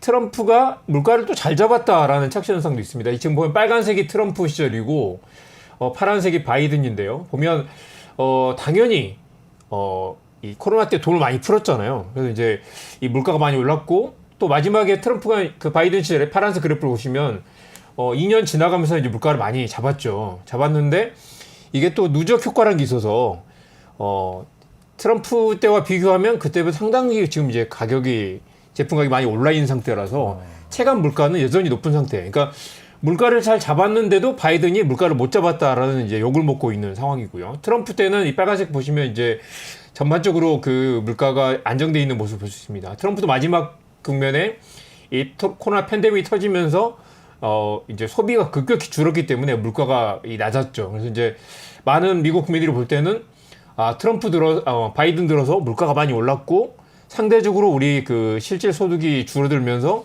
고통을 겪고 있다라고 생각하는 그런 착시 현상이 있는 것 같습니다. 이게 사실은 코로나 때문에 나타난 통계적인 현상인데 통계적 왜곡이고 착시 현상이죠. 그런데 네. 그게 지금 제대로 안 보이고 안 읽히고 있다 이런 네. 의미시군요. 트럼프는 사실 또 이런 그 구체적인 숫자를 이야기하지 않고 바이든이 경제를 망쳤다라고 계속 이야기를 하고 그렇죠. 있는데 그게 또 이제 어느 정도 먹혀들고 있기도 하고요. 미국 정부의 비참도라는 지수가 있습니다. 비참도. 미저리 레이시오인데요. 이게 간단하게도 그냥 실업률과 인플레이션을 단순 합산한 그런 비율인데 보시면 이게 역대 정부에 보면 맨 마지막에 트럼프와 바이든이 있습니다. 트럼프 때는 또 이게 비교적 낮았어요. 8.1밖에. 맨 밑에서 두 번째가 트럼프네요. 트럼프는 6.9밖에 되지 않습니다. 네. 바이든은 이게 이제 코로나 때문에 확 치솟았다가 이게 10.9까지 갔다가 지금 보니까 오늘 아침에 보니까 9.3입니다. 그러니까 이게 바이든은 실업률이 꽤 낮아요. 거의 지금 미국 그 완전 고용에 가까운 네. 굉장히 그 고용 지표는 좋은데 앞서 보셨듯이 물가가 꽤 높으니까. 높았죠. 그래서 이제 여러 가지 이유가 있겠지만 물가 때문에 정권을 빼앗길 위기라는 이야기도 나오고 비참도라는 게 아까 말씀 주셨습니다만은 실업률하고 인플레이션을 합친 거라는 네, 말씀이시죠. 그러면 이제 사람들이 그게 얼마나 경제가 고통스러운가를 비참한 정도다. 받아들이는 이게. 체감 정도인데 네. 실업률 고용은 좋아도 물가가 높기 때문에 사람들이 상대적으로 괴롭다라고 생각하는 게 있고요. 알겠습니다. 그리고 이게 코로나 팬데믹 때 워낙 돈을 많이 풀었기 때문에 그 후폭풍이 지금 계속 나타나고 있는 네. 거죠. 또 하나 이제 그 글로벌 GDP 비중 한번 보시면 좋을 텐데요. 이 미국이 글로벌 GDP 시장에서 차지한 비중이 보시면 이 놀라운 그림입니다. 파란색이 미국이네요. 네, 파란색이 미국인데 우리가 미국이 그 늙고 노쇠했다고 생각하지만 여전히 세계 경제에서 차지하는 비중은 압도적으로 압도적인 1위 단일 국가가 25%를 차지하고 있는 거죠. 물론 한때 34까지 차지했다가 많이 줄어들긴 했지만 압도적인 1위이고요. 이 연두색이 EU인데요. 유럽연합 다 합쳐도 미국에 크게 못 미치는 지금 2분기 기준으로 16%밖에 되지 않습니다. 그리고 유럽은 계속 지금 늙어가는 유럽에 대한 우려가 많이 있잖아요. 유럽의 성장 동력이 꺾이고 있다. 폭스바겐이 공장을 중국으로 이전하기도 하고 그렇죠. 독일 공장을 폐쇄하기도 하고 여러 가지 지금 성장의 정체가 나타나고 있고 유럽 전체가 또 이 극우 세력이 또 등장하기도 하고 좀 좋지 않잖아요. 보면 중국도 보면 중국이 노란색인데 중국도 가파르게 치고 올라오다가 최근 그 몇 년 사이에 정체돼 있는 그러니까 중국의 성장의 정체라는 게 또 세계 경제의 큰 위협인데 여기서 이제 그 미국의 패권 미국의 세계 경제 주도력이 굉장히 강해지는 그런 양상이고요. 이번 대선에서도 이 그래프가 굉장히 중요한 게 결국 세계 경제가 침체 위기를 맞고 있는 상황에서 미국의 리더십 아니면 또 미국의 소비가 살아나야 세계 경제가 살아나는 그런 양상이고요. 트럼프와 해리스 모두 미국 우선주의, 미국 중심주의를 더 강화할 거라고 지금 공약을 내걸고 있는 상황입니다. 미국이 최대 경제이고 그 네. 지위가 상당히 건재한 상태이며 앞으로도 건재할 것으로 예상되는 네. 상황에서 네. 미국 경제를 우선시하는 두 후보가 지금 경쟁을 하고 있는 예. 그런 대선이라는 경쟁적으로 말씀이시네요. 뭐 그 트럼프가 늘 말하는 미국을 더 위대하게라는 그 마가. 아젠다에 지금 해리스도 좀 끌려가고 있는 양상이고 누가 더 위대하게 만들 것이냐 아니면 누가 더 경제를 잘 살릴 것이냐 사실 그 이면에는 바이든 시절에 괴로웠다라는 약간 그 왜곡된 편견 같은 것들이 좀 깔려 있기도 하고요. 바이든 억울할 거고. 네, 억울하죠. 그 시가총액 그래프도 한번 보여주시면 좋을 텐데요. 이 미국의 또 이 전 세계 주식 시장을 다 합쳐봤더니 미국 시장이 차지하는 비중이 무려 50%가 넘습니다. 아까 GDP는 25였는데 미국 주식이 50%라는 건 엄청나네요. 그만큼 미국 주식 시장이 차지하는 거의 GDP 대비 한 2배 정도. 네. 그러니까 미국 주가가 상대적으로 고평가돼 있고 미국만 잘 나가는 시장이 계속되고 있다는 거죠.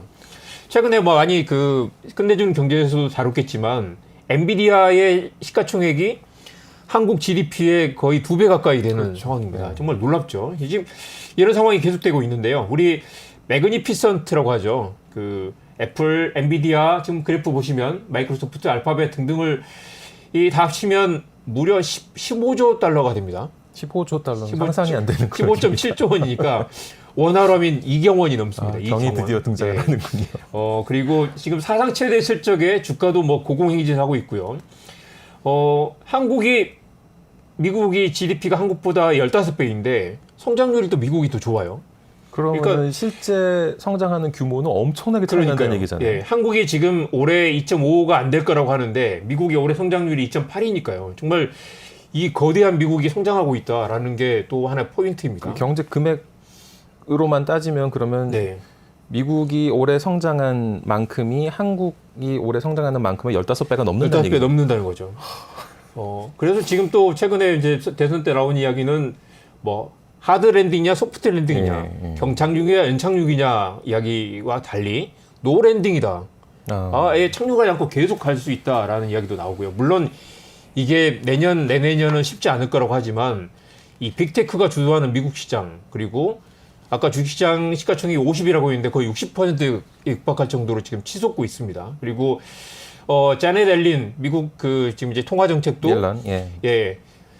자넷 앨런 그 재정 정책에 비중을 둬서 이 앞으로 지금 최근에 금리 인하를 했잖아요. 금리 인하도 지금 이게 경제가 안 좋아서가 아니라 앞으로 안 좋아질지 모르니까 선제적으로 좀 이렇게 공세적으로 지금 투자하는 그런 상황이라서 미국 경제가 더 강해질 것이고 달러 가치도 더 높아질 것이다라는 게 지배적인 전망입니다.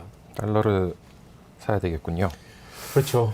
지금 이게 남의 나라 대선이긴 한데 정말 그 부럽기도 하고 미국의 패권주의가 이 한국은 바람만 불어도 감기가 걸릴 텐데 지금 이제 트럼프나 해리스나 앞으로 더 강한 더 매운맛의 정치가 등장하지 않겠습니까? 우려스러운 상황입니다. 근데 이제 지금 경제 얘기를 쭉 해주셨는데 네. 사실 경제 얘기가 중요하다, 경제가 중요하다, 선거 때 경제가 중요하다 이거는 뭐 유명한 말도 있습니다만 네. 바보야 문제는 경제야 하는. 네. 그런데 아무튼 그건 항상 있었던 서사 네. 아닌가요? 네. 우리 맨날 뭐 말씀하신 대로 문제는 경제다라고 말하지만 사실 지금 미국 대선을 보면 경제를 핑계로 사실 이면에는 그 이민자 이슈도 있고 낙태 이슈도 있고 사실 이제 트럼프의 그 반인권, 반민주주의에 대한 그 반감이나 분노, 그다음에 그 혐오와 차별 등의 뭔가 갈등들이 표면적으로는 경제로 나타나는 그런 모양도 있는 거죠. 그래서 지금 이제 누가 경제를 잘 살릴 것이냐라는 그런 걸로 드러나 있지만 실제로는 그런 이제 유권자들의 불만과 분노, 이민자들이 일자리를 빼앗아간다는 누적된 편견, 그리고 또 지금 이제 그 스윙 스테이트라고 하죠. 경합주에서 특히 이제 쟁점이 되는 건 전통적인 블루칼라 노동자들의 그런 박탈감을 어떻게 해소할 것이냐가 이제 중요한 쟁점인데 경제 문제지만 사실 이제 그 산업 구조의 재편이라든가 국가의 어떤 이제 성장 철학에 맞물려 있는 문제가 되겠죠. 그런데 이 지점을 지금 이제 아까 매운맛이라고 말씀드렸지만 트럼프는 굉장히 자국 우선주의와 이제 그 거의 그냥 이 폐쇄적인 그런 완전히 그 자유무역에 정통으로 반대되는 그런 정책들을 쏟아내면서 파격적인 그런 국민들을 설득하는 그런 전략을 가져가고 있죠. 워싱턴 포스트가 네. 뭐 미국 언론들은 네. 인도어스라고 하죠. 네, 네. 항상 후보 지지하는 걸 이제 공개적으로 선언하고 네. 그걸 이제 신문에 싣고 이런 걸 계속 네. 해왔었는데 워싱턴 포스트가 이번 선거에서는 하지 않겠다고 한 게 그러니까 이제 기사가 이것도 사실은 이제 나왔었어요. 굉장히 중요한 지금 미국 상황이 어떤 상황인가. 네. 사실은 이제 아시겠지만 이 뒤 이면에는 지금 제프 베조스가 있잖아요. 아마존 창업자가 인수를 했죠. 예, 워싱턴 포스트를 인수했고 아마 이 아마존이 하는 그 항공 우주 산업에 이제 트럼프 시절에 불이익을 받았기 때문에 미리 야부를 한다라는 그런 트럼프한테 야부하는 건가요? 그러면 워싱턴 포스트는 사실 계속 민주당 쪽 후보를 지지했던 36년 신문이었는데. 동안 계속해서 그 후보를 밝혔고 대부분 다 민주당 지지였죠. 그렇죠. 그랬는데 이번에는 이미 지지를 하지 않는 게 아니라 사설을 작성을 해놓고 이걸 공개를 못했다는 거예요. 그 의혹이 아니라 사실로 드러났습니다. 제가 보내드린 그림 한번 보여주시죠. 그 미국 언론들은 그래서 전통적으로 네. 그 이제 지지 후보를 밝히는 그런 경향이 있었는데 이 재밌는 게 지금 파란색이 민주당이고 빨간색이 공화당인데요. 네. 지금 2016년, 20년, 24년을 제가 다 집계를 해봤습니다. 보면 전통적으로 민주당 지지를 선언하는 신문들이 많았고요. 그랬는데도 트럼프가 당선이 됐었죠. 그리고 올해 맨 마지막 오른쪽에 보시면 올해는 민주당을 지지했던 신문들도 지지 후보를 밝히지 않는 파랑 회색으로 간 게 네. 지지를 하지 않기로 한 하지 않기로 했다는 건 아까 이제 아마존처럼 어떤 이유로 뭐 다른 이유가 작동을 했겠죠. 로스앤젤레스 타임즈, 미네소타 스타 트리뷴, 워싱턴 포스트. 예, 워싱턴 포스트. 그리고 어떤 이유로든 민주당을 지지했지만 올해는 지지하지 않거나 하지 않겠다라는 뭐 태도 변화. 사실 이런 게 이제 아니, 우리가 맨날 조선일보가 뭐 그 국민의힘 성향의 지지를 보인다는 건 뭐 당연히 알고 있고 한겨레가 상대적으로 민주당 성향이라는 거 누구나 알고 있죠. 그런 지지는 사실 크게 판을 흔들지 못하는데 이런 식으로 뭔가 갑자기 전통적으로 지지하던 신문들이 갑자기 태도를 바꾼다라는 건 그러면 영향을 주는 어떤 시그널을 줄 수 있다라는 그 분석도 있었고요. 과거의 과거 사례들을 보면 세마포라든가 더 컨버세이션이 이걸 분석을 했는데 발행 부수가 많은 신문이 당연히 영향을 미치고요. 그리고 기존의 노조에서 바뀔 때 영향을 크게 미친다라는 거고요. 또 하나는 신문은 사실 크게 영향이 없다. 지금 아마 워싱턴 포스트의 뭐 지지 후보 밝히지 않는 것도 큰 영향이 없을 거고 오히려 오프라 윈프리라든가 그다음에 테일러 스위프트의 연예인들이, 지지가 훨씬 더 오프라 윈프리는 2008년에 100만 표를 몰아줬다는 오바마한테. 예. 그리고 테일러 스위프트는 30만 명 이상 효과가 있다고 하는데요. 올해도 지금 아마 지금 이제 해리스한테 일론 머스크라든가 어떤 영향을 미칠지 좀 지켜봐야 되겠지만 일론 머스크가 트럼프한테 트럼프를 갖다 줄 수 지지했죠. 있는 표가 얼마나 네. 될지. 네. 올해는 아무튼 그렇게 트럼프를 전폭적으로 지지하는 신문은 많지 않지만 뭔가 어떤 이유로든 민주당을 지지하던 신문들의 변화가 좀 돋보인다라는 거고요. 여성 투표율 얘기도 많이 네. 하시는 것 같아요. 이것도 사실은 중요한 변수라고 보는데 지금 뒤에 이제 이승환 평론가가 말씀드리겠지만 박빙 중에 박빙이잖아요. 그리고 펜실베이니아를 누가 먹느냐에 따라 달라진다는 이야기도 나오지만 또 중요한 거는 이 박빙이기 때문에 사실 우리 여론조사 이론으로 보면 이미 누가 우세라고 말할 수 없는 단계. 그러니까 그리고 과거 여론조사가 너무 많이 틀리지 않았습니까? 그리고 이번에는 전혀 예측이 안 되는 그래서 이제 섣불리 많은 사람들이 지금 이제 트럼프가 우세하다고 보지만 뚜껑을 열어봐야 한다. 그런데 최근에 제가 보내드린 그 여성 지지율 한번 그래프를 보여주세요. 보시면 경합주에서 이 파란색 미시건, 위스콘신, 펜실베니아 순으로 와 있는데요. 위가 여성이고 아래쪽이 남성인데요. 경합주에서 여성들이 압도적으로 해리스를 지지하고요. 남성들은 압도적으로 트럼프를 지지하는 걸 볼 수 있습니다. 그러니까 이게 지금 경합주들이군요. 네네. 미시건, 위스콘신, 네. 펜실베니아, 노스캐롤라이나, 조지아. 경합주가 아닌 지역은 사실 큰 의미가 없고 그렇죠. 경합주 이 7군데에서 누가 이기느냐가 중요한데 이 지역에서 특히 남녀 격차가 크다라는 거고 여성들이 투표장에 많이 가면 이 여성들이 판세를 바꿀 수 있다라는 게 미국 인터넷 신문 복수의 분석입니다. 그래서 우리나라에서도 네.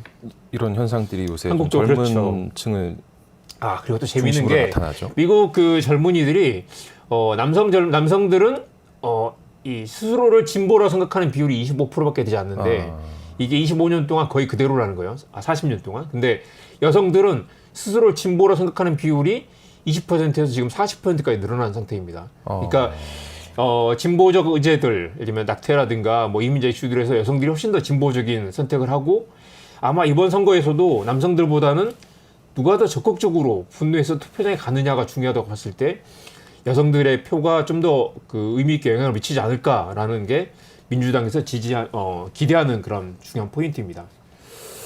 경제 얘기로 다시 네. 돌아와서요. 예. 경제가 뭐 아까 말씀하신 대로 네. 미국은 너무 지금 경제가 좋아요. 네. 그런데 바이든 정부가 요 직전 정부란 말이죠. 그런데 왜 평가가 박하게 나오는 그렇습니다. 거죠? 저도 이제 그 의문을 풀기 위해서 여러 자료들 좀 봤는데 이 원래 잘 나갔던 사람들, 그러니까 미국의 전통적인 주류들은 사실 이제 대학을 졸업하지 않고 화이트 칼라면서 백인 노동자들, 그 사람들이 이제 공장이라든가 대공장, 그다음에 이 금속, 그다음에 뭐 이렇게 자동차 산업대 종사하던 사람도 있었죠.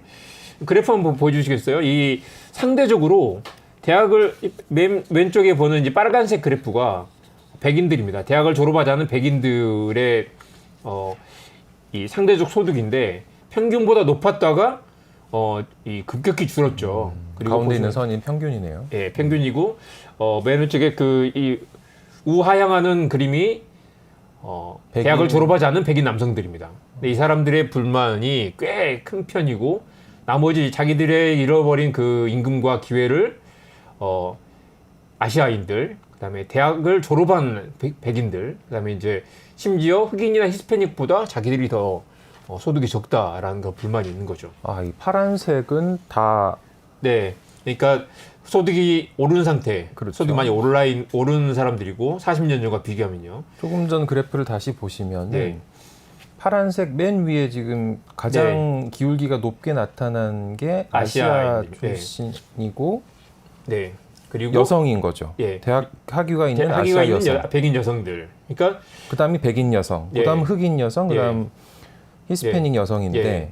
모두 그러니까- 지금 시점 2022년 시점에는 백인 예. 남성들보다 소득이 다 높아요. 학위가 없는 백인 남성들이 미국에는 꽤 상당한 비율이기 때문에 이분들이 지금 미시간과 오하이오, 위스콘신 등의 그 경합주. 이 주류 여론을 좀 차지하고 있는 거고요. 그래서 이제 뉴욕타임즈가 이런 분석을 했는데요. 이 미국을 지배하고 있는 우파 포퓰리즘이 이 하향 이동성이 있는 사람들이 어필한다. 그러니까 아까 그 우향하는 사람들, 그러니까 소득이 없는 백인 남성들의 분노를 지금 미국 정치가 끌어안지 못했다라는 거죠. 그건 절대적으로 줄어드는 걸 수도 있는데 네. 상대적으로 상대적으로 다른 줄었죠. 집단이 소득이 네. 늘어나는 동안에 내 소득은 줄어들고 있는 네. 그런 집단이, 그러니까 그렇죠. 이게 그냥 소득이 낮은 사람이 아니라 네. 소득이 줄어들고 있고 앞으로도 줄어들 것 같은 사람들이 이 우파 포퓰리즘에 맞습니다. 호응할 가능성이 그리고 또 크다는 중요한 포인트는 지금 공화당을 지지하는 사람들, 트럼프를 지지하는 사람들 상당수가 극단적인 빈곤층이 아니라 아까 방금 중간소득 계층들,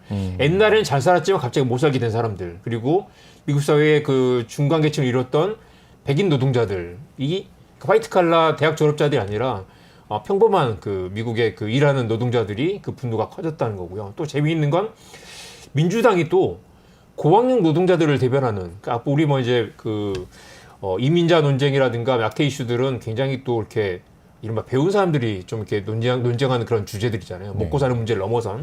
그래서 민주당이 고학력 노동자들을 대변한 정당이 되면서 사실 이제 바이든이 그런 그 하향 이동성, 그다음에 그다음에 이 사람들의 박탈감을 제대로 챙기지 않았다라는 분석도 나옵니다. 그래서 어제 이제 경제평론가 신현호 씨가 그런 이야기를 했던데, 해안가 대도시, 그리고 금융 정보통신, 그다음에 문화적으로 섬세하고 교만한 엘리트들에 대한 노동자들의 분노가 지금 이번 대선을 지배하고 있다라는 분석도 있습니다. 네. 미국 국채 금리 네. 얘기도 좀 해봐야 될 것 같아요. 이것도 굉장히 재미있는데요. 국채가 급등을 하고 있어요. 이게 이제 그렇죠.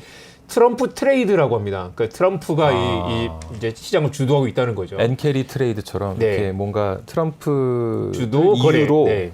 좀 네. 사들이고 네. 거래하는 사람들이 일어난다는 거네요. 트럼프가 당선되면 돈을 왕창 풀 거니까, 감세도 하고 막 재정정책 국채 늘려가지고 풀 거니까 채권 발행이 늘어날 거다. 그러니까 만기 채권 금리가 지금 오르고 있는 거고요. 그래서 이제 트럼프가 당선이 되면 10년 동안 재정 지출이 10조 달러가 늘어날 거라고 합니다. 10조 달러면 네. 일경인가요? 일경이죠. 그것도? 예. 그러니까 재정 수입이 2조 늘어서 실제 이제 7조 원이 늘어날 거라고 하고, 이게 이제 해리스가 늘어날 것에 표 한번 보여주세요. 해리스도 늘리겠지만 트럼프가 2배 정도 늘어날 거다. 그리고 앞으로 10년 동안 이제 계속 이렇게 늘어나는 추세인데 트럼프가 되면 더 늘어날 거다라는 거고, 지금 이제 트럼프 트레이드가 나타나서 벌써 채권 금리가 들썩이는 건 시장에서는 이미 트럼프가 당선될 가능성을 높게 보고 있다라는 그런 관측이 높습니다. 물론 제가 이제 전제 말씀을 드리면 투표 결과는 뚜껑을 열어봐야 아는 것이고, 여전히 여론조사는 혼재 양상입니다. 그래서 여전히 트럼프가 이길 가능성이 높다는 게 시장의 관측이고, 또 도박사들, 그다음에 또 그 가상화폐 시장에서는 굉장히 트럼프의 당선 가능성을 높게 보지만, 여전히 그 시장 그 투표 신중하게 심리는 봐야 알 수가 된다 없다. 말씀이시죠? 네, 네. 그렇습니다. 트럼프 얘기를 네. 하려면 네. 대외 관계, 특히 네. 무역, 미중 관계, 네. 우리나라도 이제 좀 네. 대미 무역 관점에서 네. 좀 짚어볼 것들이 많을 것 같아요. 중국에 무려- 대해서 관세, 네. 우리한테도 영향이 있을 것 그렇습니다. 같은데. 무려 자동차 관세, 중국 자동차 관세를 1000% 늘리겠다. 이건 아예 수입을 못하게 만들겠다라는 건데요. 10배네요. 네, 그러니까 한국에도 당연히 영향을 미칠 거고요. 이게 단순히 미중의 문제가 아니라 무역 전쟁이 확전이 되고, 그러면 결과 연쇄적으로 한국처럼 무역 의존 더 높은 나라들이 치명타를 입게 됩니다. 지금까지는 중국이 만들어서 미국이 물건을 사주는 그런 글로벌 밸류 체인이었다면, 이게 트럼프 시절, 바이든 시절부터 조금 바뀌었죠. 그래서 이제 이제 우리가 만들겠어. 그리고 공장을 중국에 넘겨주지 않겠어라고 하고, 지금 반도체 공장들 미국에 공장 지으면 보조금을 주겠다고 하고, 그렇죠. 자동차도 계속 미국에서 만들어야 뭐 이렇게 이 세제 혜택을 준다고 하죠. 이런 상황이 이제 본격화될 거라는 거죠. 심지어 해리스가 되더라도 마찬가지일 거고요. 그래서 이제 미국은 계속해서 이제 또 달러 가치를 조정해 가면서 이제 연준을 또 흔들 거다. 이 트럼프가 되면 연준의 독립성이 무너질 거다라는 얘기도 나옵니다. 그래서 우리 중앙은행의 독립성은 세계적으로 수십 년 동안 이어져 온 어떤 불변의 어떤 원칙 같은 거였잖아요. 근데 이게 최근에 많이 흔들리고 있죠. 한국도 이번에 그 금리 인하를 가지고 윤석열 대통령이 계속해서 우회적으로 압박을 하기도 했고, 이게 아마 이제 세계적으로 많이 그 중앙은행의 금리를 흔들어서 뭔가 경제 성장을 유도하려는 그런 움직임이 있는데, 트럼프가 되면 좀 더 이게 가속화될 거라고 하고요.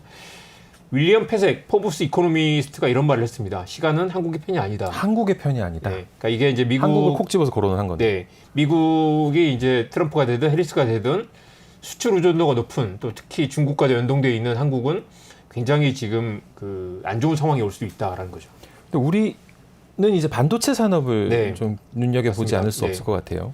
지금 삼성전자가 10만 전자 가려다가 지금 5만 전자가 돼 있잖아요. 근데 어제 반짝 뛰긴 했는데 다시 고꾸라질 가능성도 매우 높습니다. 그래서 이제 시장 참가자들, 전문가들은 바닥을 칠 이유가 아직 없다라고 우려 섞인 이야기를 하고 있죠. 그런데 그저께네요. 트럼프가 이런 말을 했습니다. 10센트도 줄 필요가 없다.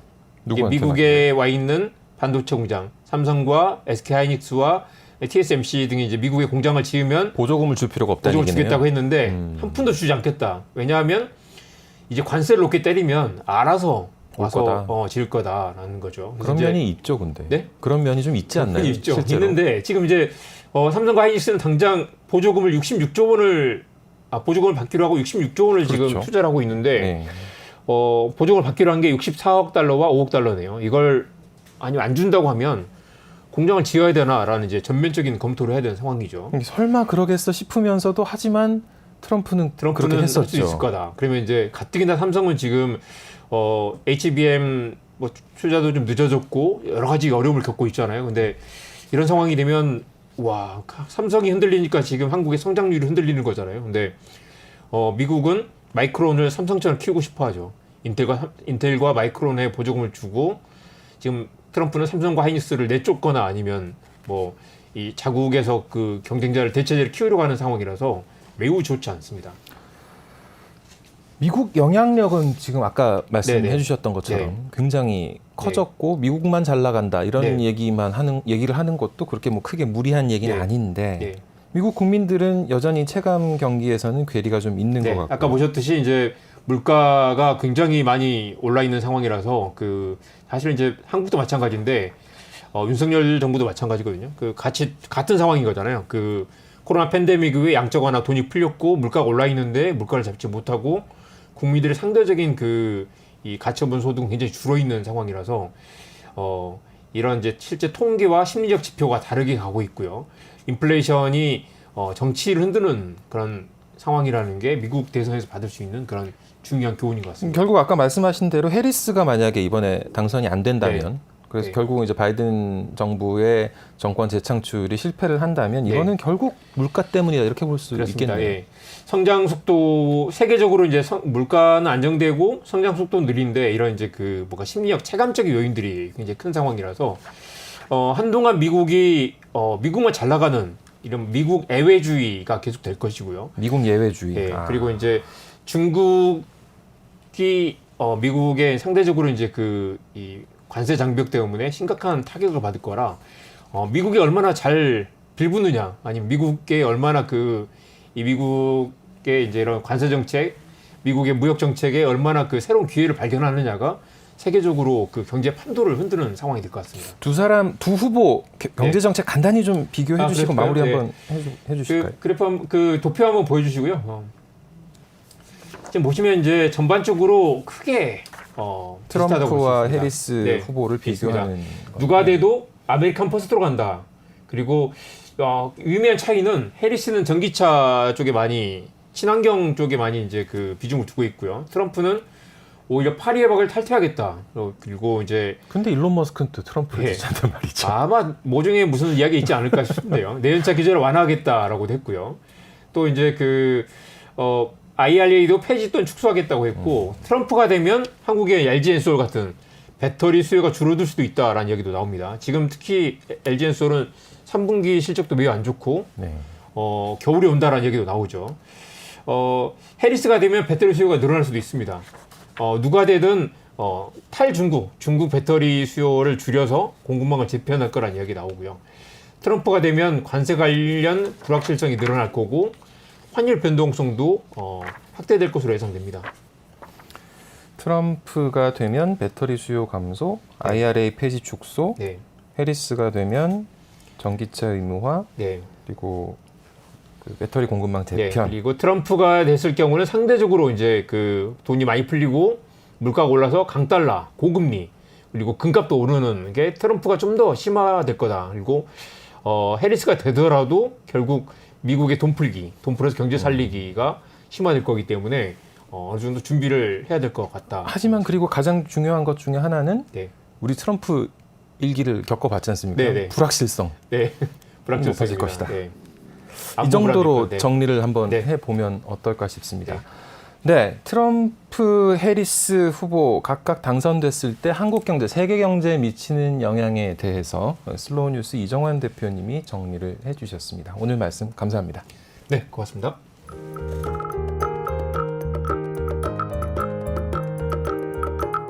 트럼프하고 한 몸이 됐잖아요.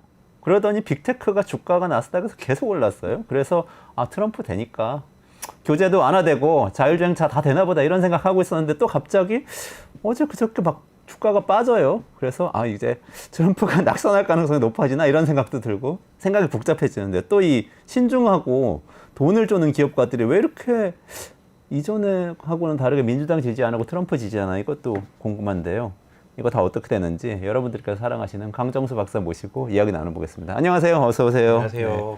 그러니까 지금 실리콘밸리 분위기가 완전히 좀 달라진 거죠. 이 정치를 하고 관련해서. 그 어느 때보다도 이 억만장자들, 특히 실리콘밸리에서 돈을 벌었던 억만장자들이 지금 트럼프 진영에 서 있다고 볼 수가 있습니다. 오늘 미국의 이제 공정세금이라는 대단히 오래된 전통 있는 시민단체에서 발표를 했는데 2024년에는 150명의 억만장자가 지금 19억 달러를 트럼프에 기부를 했고 2020년 4년 전과 비교한다면 그때는 그래도 600억의 억만장자들이 다양하게 했지만 겨우 12억밖에 안 했다.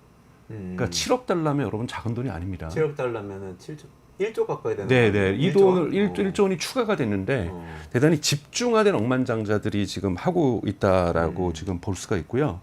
그리고 뭐 좀 이따 제가 그림으로 보여드리겠지만 이제 해리스 진영 같은 경우에는 시민들의 그 기부금, 캠페인 본부에 들어오는 기부금으로 구성되어 있다라면 이거는 정말 트럼프는 작아요.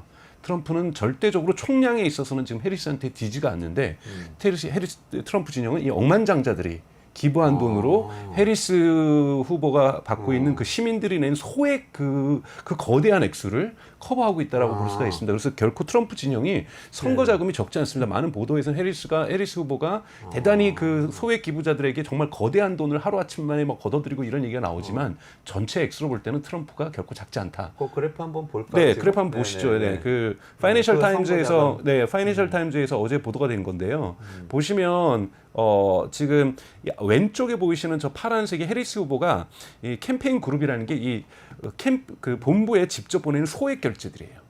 소액 결제들에서는 확실하게 해리스 후보가 압도적으로 나서고 있지만 이 팩이라는 것이 이제 미국에서 슈퍼팩이라고 하는 것들은 이제 이 기부금을 내기 위한 단체들이 있는 거거든요. 네네네. 여기 보면은 확실하게 빨간색이 더 많다라는 걸 알 수가 있잖아요. 그래서 비슷비슷한 수준으로 전체적으로 볼 때는 해리스 후보가 물론 조금 더 많습니다만 대단히 이 흔히 말하는 소수의 큰 액수를 기부한 사람들이 트럼프 쪽에 많고 슈퍼팩이 이제 그 네. 선거 자금을 모으는 자발적인 네. 선거운동 단체 같은 그렇죠. 것들이죠. 근데 저긴 대부분 큰 돈들이 들어가게 큰 돈이 되고 들어간다고 하고 거기는. 캠페인 본부에 그냥 우리가 보면 선거본부에 보내는 선대위죠, 우리는. 보내는 돈들은 대단히 소액 기부들이 많은데 소액 기부에서는 해리스 후보가 대단히 많다는 걸 보여주고 있습니다. 그래서 지금 사실은 뭐 미국의 영국의 파이낸셜 타임즈라든지 미국의 블룸버그나 월스트저널에도 지금 왜 이렇게 미국의 억만장자들이 갑자기 트럼프에게 줄을 서려고 하느냐. 뭐 여러분들 들으셔서 알겠지만 지난 주말 금요일에는 되게 큰 사건이 있었죠. 워싱턴 포스트가 1970년대 이후로 항상 뭐 워싱턴 포스트는 워낙 민주당을 지지했던 전통적인 언론이죠.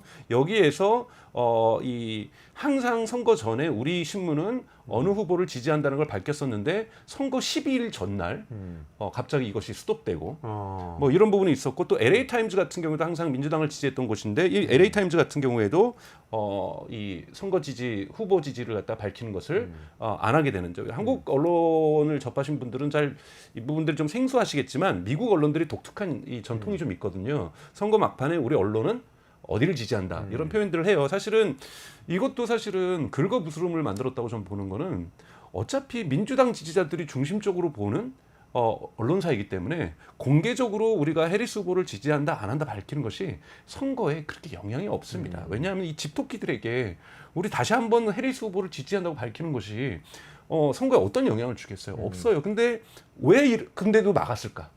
왜 막았을까? 12일 전에. 그건 뭐냐면 공화당 지지자들이 보기에 불편해 보이는 거죠. 아, 쟤네 자꾸 또 그러네, 또 민주당 지지하네 라고 하면 그냥 저분들이 기분 나쁠까 봐 이걸 막았다라는 거예요. 즉 공화당에 있는 주요 상원 의원이나 공화당 후보인 트럼프 후보가 기분 나쁠 것을 배려해서 이 지지하는 걸 막은 것이지 실제로 지지한다고 표현해도 선거 결과에는 아무런 영향을 주지 않는다라는 거죠. 그러니까 잘 보이기 위해서 LA 타임즈의 지금 같은 경우에도 그 패트릭 순시옹이라고 해서 대단히 그 사우스 아메리카 남아메리카 출신의 대단히 억만장자입니다. 근데 당연히 공화당 지지를 사주가요? 네, 사주가.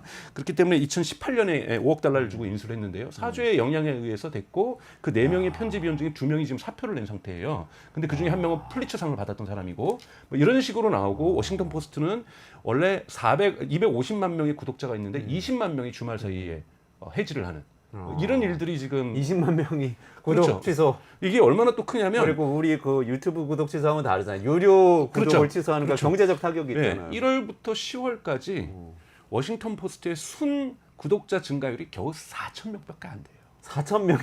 근데 10만 명 빠져나갔죠. 네, 여기에서 20만 명이 빠졌다는 거는 어마어마하게 사람들이 분노했다라고 볼 수가 있는 거거든요. 그러니까 이 워싱턴 포스트에는 결정적 타격을 받았다고 볼 수가 있는데 뭐 제프 베조스 입장에서는 뭐 이거 뭐 얼마 주고도 사지도 않았어요. 그러니까 제프 베조스는 대단히 저렴하게 2억 5천만 달러에 11년 전에 샀거든요. 큰 돈 아니죠. 원 되네요. 네, 뭐 예를 들면 일론 머스크가 트위터를 예를 들면 440억 달러 주고 구매를 해서 큰 손해를 볼 거라고 생각하시는데 요즘 테슬라 주가가 20% 넘게 올랐잖아요. 네. 일론 머스크가 순 자산 증가가 440억이 넘습니다.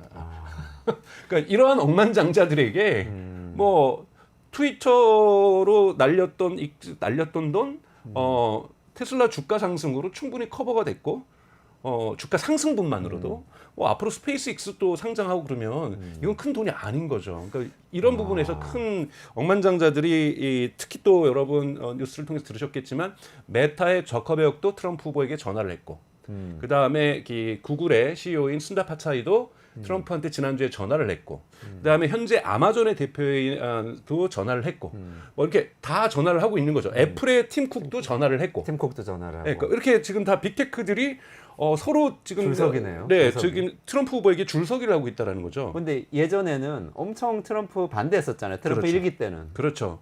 여러분 뭐 일론 머스크도 뭐 자서전에 나온 얘기로만 믿는다면 지난번 선거에 때는 바이든을 찍었다고 얘기를 하고 있거든요. 그러니까 빅테크 입장이 대단히 크게 변하고 있다. 원래 샌프란시스코는 원래 캘리포니아에 있기도 하고 민주당의 아성이라고 볼 수가 있었는데 민주당하고 티격태격하는 이 강도가 세지면서 확실하게 공화당 쪽에 줄을 서고 있는 이런 모습들을 볼 수가 있습니다. 저는 충격적인 게 워싱턴 포스트 같은 경우에 기자들이 그러니까 논설위원실에 사설 썼는데 제프 베조스 사주가 못 나가게 했다는 거잖아요. 네. 근데 우리의 오랜 이 생각은 뭐냐면 저널리즘과 관련해서 미국이 그래도 기자들이 신문을 끌고 간다. 미국은 사주가 있지만 우리나라 사주들과는 달리 논조에 개입을 안 하고 기자들이 끌고 간다고 알고 있었는데 그 상징이 워싱턴 포스트인데 거기서 그랬다니까 믿을 수가 없어요. 더 포스트라는 그 영화에서도 굉장히 그런 모습이 멋지게 나오는데 말이죠. 네네네. 그래서 대단히 지금 미국 사회가 막판에 선거 전에 사실은 역사상 없었던 이 혼전을 보이고 있다 보니 이러한 모습들이 보이는 건데 사실은 이유는 사실 게임 시오리를 가지고 우리가 분석을 해보면 아주 간단해요. 트럼프는 지금 유세 시간에 얼음장을 놓거든요. 내가 당선이 되면은 구글도 2개로 쪼개버리고 반독점으로 이 빅테크들을 가만두지 않겠다. 그리고 나는 메타의 저커버그는 고발해버릴 거다. 이런 얘기를 이번 선거 유세 때 하고 있어요. 근데 해리스는 그래요? 그런 얘기를 하지도 않고 그리고 민주당의 스타일은 이렇게 보복 정치를 하는 스타일은 아니거든요. 그렇죠. 네. 그러다 보면 입장에서 저기는 어차피 당선돼도 꼭 트럼프가 당선된다는 입장은 아닌 거죠. 빅테크 입장에는. 해리스 후보가 당선이 돼도 내가 그 후보에게 전화 안 하거나 기금 안 했다고 해서 우리를 박살낼 거를 더 세게 박살내지는 않을 거고. 자, 그러면 여기는 안 해도 되는 거고 트럼프는 연락 안 하면 완전히 삐쳐가지고 복수의 화신이 돼버릴 거니 여긴 그래도 침이라도 발라놔야 내가 조금 여기 당신 밑에 줄 서 있다는 걸 티를 내야 그래도 들 박살 낼 거니 여기를 선택할 수밖에 없는 선택지를 해리스 선거운동의 스타일과 트럼프의 선거운동의 스타일이 만들었다고 해도 볼 수가 있는 거고요. 또 하나는 사실은 리나 칸 문제를 저희가 얘기를 안 할 수가 없습니다. 공정위원장. 네, 우리 식으로 하면 공정거래위원장 리나 칸 대단히 젊은 나이에 미국의 공정거래위원회 수장이 되면서 그러니까 트럼프도 지난 집권 1기 때 우선 빅테크들을 가지고 되게 괴롭혔었어요. 네. 가장 크게 괴롭혔던 것이 예를 들면 표현의 자유 문제 뭐 이런 걸로 해서 여기 보니까 보수주의자의 목소리를 죽이고 있다. 아, 네네네. 그리고 막 당시 트위터는 막 자신의 발언을 막 삭제하고 맞아요. 문제 있다고 뭐 이런 식으로 얘기하면서 이거는 표현의 자유를 미국 수정헌법이 보장하고 있는 표현의 자유를 억압하는 것이라고 해서 대단히 많은 규제를 들어가려고 했지만 그리고 사실 트럼프 당시 때도 여러분 기억하시겠지만 틱톡도 금지하겠다 중국 서비스다 막 이러면서 빅테크를 갖다가 시비는 걸었지만 그렇다고 해서 실질적인 제재 조치를 하거나 기업을 분할하거나 하지는 않았어요. 그냥 윽박 지르고 뭐 하고 뭐 트럼프는 이것이 다 이 내각에 있는 행정부원들이 자기가 말했던 바를 실천하지 않은 하지만 그림자 내각이 있었기 때문에 못한 거라고 얘기를 하고 있긴 하지만 실질적인 것은 안 했는데 사실은 민주당은 바이든 정부가 되면서 실질적 규제에 들어갔어요. 그래 들어가서 구글을 고발했잖아요. 그래서 법원에서 재판이 이루어지게 해서 법원에서 1심이 지금 나왔는데 구글은 독점 기업이라고 판결이 나버렸거든요. 여러분 이것이 상고를 당연히 구글이 했지만 대법원에서까지 그렇게 결정이 나면요. 무조건 기업 분할해야 됩니다. 기업이 쪼개지는 거예요. 근데 1심에서 빅테크가 졌단 말이에요. 그렇죠. 그러면 이거를 다음 정부에서 2심, 3심이 이뤄질 때 물론 대법원이나 이런 데는 공화당의 영향이 크긴 하지만 여기에서 만약에 질 경우에는 여러분 구글은 구글 검색과 유튜브가 쪼개질 수도 있는 거고요. 가장 그렇죠. 극단적으로는 이런 일들이 벌어지고 있는 거고 이런 부분을 구글을 지금 받고 아마존에 대한 조사도 지금 강력하게 지금 이루어지고 있고 다양한 규제들이 이루어지고 있고 애플에 대해서도 다양한 규제가 법적으로 법무부에서 조사가 끝나고 이것이 다 법원에 상고가 고발이 된 상태예요. 이 부분에 대해서 빅테크들은 쫄 수밖에 없는 거고 무언가 이것이 트럼프 정부에서 오히려 완화되기를 기대하는 마음들이 빅테크들을 움직였다라고 볼 수가 있습니다. 근데 사실은 지금 뭐 제프 베조스, 팀 쿡, 뭐 구글의 순달 피차 이런 사람들은 그런 마음일 수 있을 것 같아요. 근데 일론 머스크는 이제 지금 트럼프 정부에서 장관을 맡을 것 같은 정도로 이제 발언을 하면서 완전히 한 몸이 됐잖아요.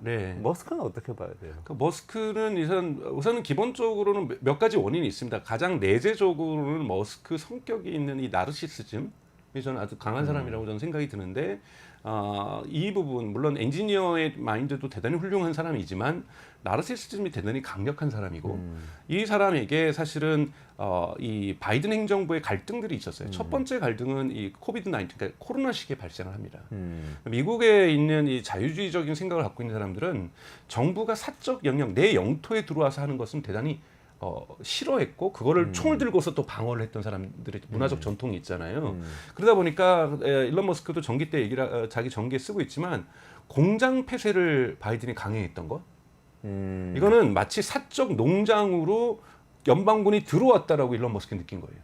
우리 공장에 코비드-19이 있어서 알아서 우리가 하면 되는 거를 강제로 공장을 폐쇄해서 공장 가동을 멈춰버렸다.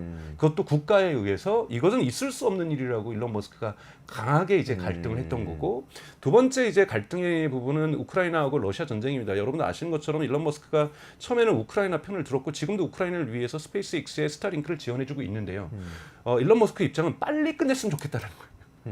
왜냐하면 러시아하고 우크라이나의 러시아의 전쟁이 중국이 되게 불안해하고 있다는 거죠. 근데 중국은 이 일론 머스크에게 대단히 너무나도 중요한 시장인데 자꾸 이 부분을 갖다가 그러니까 일론 머스크는 평화 중재안도 아마 냈어요. 이미 러시아가 점령한 땅 주자.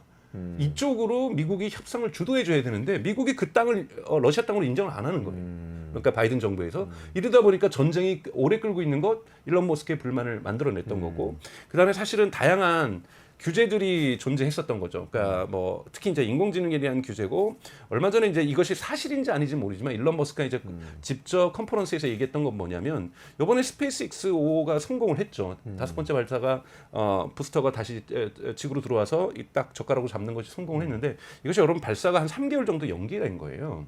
원래 일론 머스크가 여기에 대해서 왜 연기가 됐는지를 밝히는 자리에서 미국 그 허가 당국에서 이것이 바다에 떨어졌을 때 상어에 미치는 영향, 상어 생태계에 미치는 영향에 대한 보고서를 제출하라 그랬던 거예요. 그래서 자기네 스페이스X에서 보고서를 제출했대요.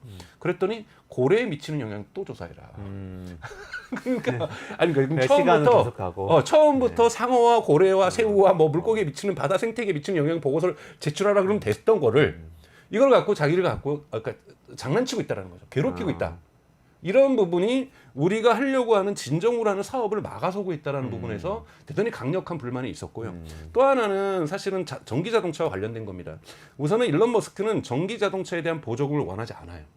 공정한 시장 경쟁에서 테슬라 입장에서 볼 때는 이미 우리는 GM과 포드를 내연 기관은 거기서 뭐 전기차를 한 대도 안 만들어도 좋고 뭐 전기차를 만들든 안 만들 우리가 경쟁을 하면은 무조건 이길 수 있다고 생각하는데 보조금을 줘서 저쪽 포드하고 GM을 살리고 있다고 하는 거예요. 이거는 불공정 경쟁이라고 보기 시작하고 있는 거죠. 그러니까 이거는 이제 포드하고 GM 그리고 봐라 돈 지원해줘도 저긴 못하지 않느냐. 그 돈 지원 안 해줬으면 저긴 망하고 있을 거다. 이런 식의 어떤 생각들 이런 부분들이 바이든 행정부하고 계속 충돌하게 했다라는 거고 트럼프가 여기에다가 AI 규제 부분을 완화하겠다는 명확한 메시지를 주면서 완전히 트럼프로 몸을 기울면서 트럼프하고 지금 한 몸이 되고 있는 것.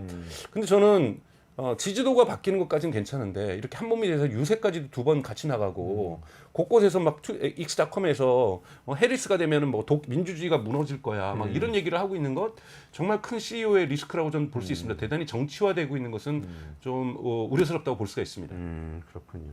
그 와중에 지금 빅테크들 실적이 속속 발표가 됐잖아요. 근데 시장에서 투자자들은 좀 마음이 왔다 갔다 하는 것 같아요. 그러니까 어떻게 보면은 지금 말씀하신 것처럼 트럼프 당선 가능성이 사실은 이제 한 달 동안 쭉 높아져 왔기 때문에 그 과정에서 규제도 안 해도 되고 빅테크가 좋아질 건가 보다 이런 마음도 있어서 더 투자한 것 같기도 하고 주가도 오른 것 같기도 하고 근데 또 어떤 면에서는 또 실적 이번에 잘 나왔는데도 주가가 또 이틀 동안 많이 빠지고 그런 일들이 있었어요. 네, 우선은 이거는 두 가지로 볼 수가 있습니다. 하나는 슈퍼마이크로라고 하는 회사, 이 컴퓨터라고 회사는 이 부분이 이제 엔비디아 H100을 바로 우리가 데이터 센터에 집어 있는 것이 아니라 이 슈퍼마이크로에서 이거를 받아서 서버에 있는 이걸 스택으로 만들어서 이렇게 집어 있는 거거든요. 이 회사가 이제 일종의 회계 부정을 저질렀다고 해서 지금 가장 큰 문제가 되면서 주가가 여기는 30-40% 정도 빠지고 있거든요. 그러니까 우선 이것의 충격이 너무 커요. 그러니까 AI 저는 사실은 슈퍼마이크로를 AI 기업이라고 봤다는 것 자체가 우습다고 보는데 하이테크는 아니죠. 서버에 들어가는 그러니까 서버를 장비를 집어 있는 회사잖아요. 서버 장비를 였는데 아무리 지금 여기는 매출이 엄청 늘었거든요. 왜냐하면 H100을 사면 이걸 통해서 들어가는 거니까. 그렇죠. 그러니까 사실 AI하고 아무런 관계가 없는 거라고 저는 보는데 AI 기업으로 사실은 관련주로 엄청나게 주가가 올랐었는데 여기에서 사실은 또한 회계 부정까지 하게 되고 어니스트 영이라고 해서 EY라고 하는 여기에 감사가 우리는 이런 상태는 도저히 못 믿겠어서 감사해서 빠져나왔어요. 그러니까 이 정도 사건까지 지금 가서 제가 보기엔 이건 분식회계나 뭐 여러 가지 회계 부정이 있을 거라고 다들 지금 추론을 하고 있는 상태다 보니까 이 충격파에 의해서 지금 전체 나스닥이 좀 안 좋아진 것도 분명하게 영향이 있다. 그리고 이제 디테일하게 들어가 보면 지금 다들 마이크로소프트나 메타나 알파벳이나 실적은 좋아졌어요. 그리고 특히 뭐 마이크로소프트 같은 경우에도 그렇고 구글 같은 경우에는 AI 클라우드 서비스 이 부분의 매출이 대단히 상승세를 잘 타고 있고 메타 같은 경우에는 광고 매출이 대단히 좋아지고 있었어요. 하지만 이제 메타 같은 경우의 단점은 이용자의 증감률이 그렇게 좋지 않다라는 것. 그러니까 광고 매출은 AI에 의해서 AI가 광고 효율성을 높이고 있거든요. 올라가는데 이용자 성장 규모가 좀 떨어지고 있다라는 부분. 그리고 마이크로소프트라든지 구글 같은 경우에 성장은 좋은데 4분기에 대한 가이던스, 즉 우리의 성장 전망 자체는 그렇게 높지는 않다라는 것. 이런 부분들이 좀 작용하면서 사실은 뭐 그렇다고 해서 알파벳 같은 경우 그래도 실적 발표 후에 주가가 올랐고 마이크로소프트하고 메타 같은 경우는 실적 발표 후에 주가가 떨어진 뭐 좀 다른 반응이긴 하지만 그러니까 우선은 일단은 AI 버블론에 대해서는 조금 걱정을 누르는 경향은 있는데 이것이 정말 어마어마한 장밋빛을 그릴 것이다. 이런 정도의 기대치는 주지 못했던 것들이 이유가 될 수가 있을 거라고 버블론 보고요. 좀 잠잠해진 겁니다. 네, 버블론은 좀 잠잠해지고 그러니까 불식시키고 있지만 그렇다고 해서 이것이 충분히 잠식시키고 있다고 볼 수는 없는 거고요. 또 하나는 지금 저는 마지막으로는 이 대선 결과가 오면서 시장의 변동성들이 되게 커지고 있다고 볼 수가 있습니다. 네. 왜냐하면 누가 될지 모르는 거고 누가 되는지 간에 큰 영향이 없을 거라고 생각하고 항상 대통령이 당선된 이후에는 주가가 오르는 경향성들을 미국 선거는 경향적으로 보여줬거든요. 전체적으로 네, 올랐어요. 전체적으로 네. 조금씩은 그래도 올랐던 뭐 다시 1월 달 되면 내리는 경향은 있지만 11월 선거 결과에 따라서 새로운 정부의 경제 정책에 대한 기대치를 가지고 주가가 상승했던 경향성들은 가지고 있는데 이번만큼은 트럼프가 되는 것은 몇몇 기업에게는 이익일 수 있으나 전체적으로 트럼프 경제가 만들어낼 어떠한 시장의 불안성 이런 부분에 대한 걱정들도 존재하는 거고 또 해리스 후보가 됐을 때 이 빅테크들의 AI 산업이 또 발목에 잡힐 수도 있다라는 불안감도 있는 거고 그러니까 트럼프가 돼도 단점이 보이는 거고 해리스가 돼도 단점이 보이는 거고 이러다 보니까 주식시장 같은 경우에 대단히 불안해하고 있다라고 지금 평가를 내릴 수가 있습니다. 강 박사님 보시기엔 어떠세요? 누가 당선되느냐에 따라서 네. 뭐 단기적인 뭐 주가나 이런 것보다도 실제로 지금 AI 판의 방향이 바뀌거나 아니면 빨라지거나 늦춰지거나 이런 일이 벌어질 수 있을 것 같은데. 저는 사실은 그렇게 보진 않아요. 그러니까 물론 이제 트럼프 후보가 당선이 되면 AI가 규제보다는 지능 정책으로 무게 중심이 완전히 옮길 것이라는 것은 동의를 해요.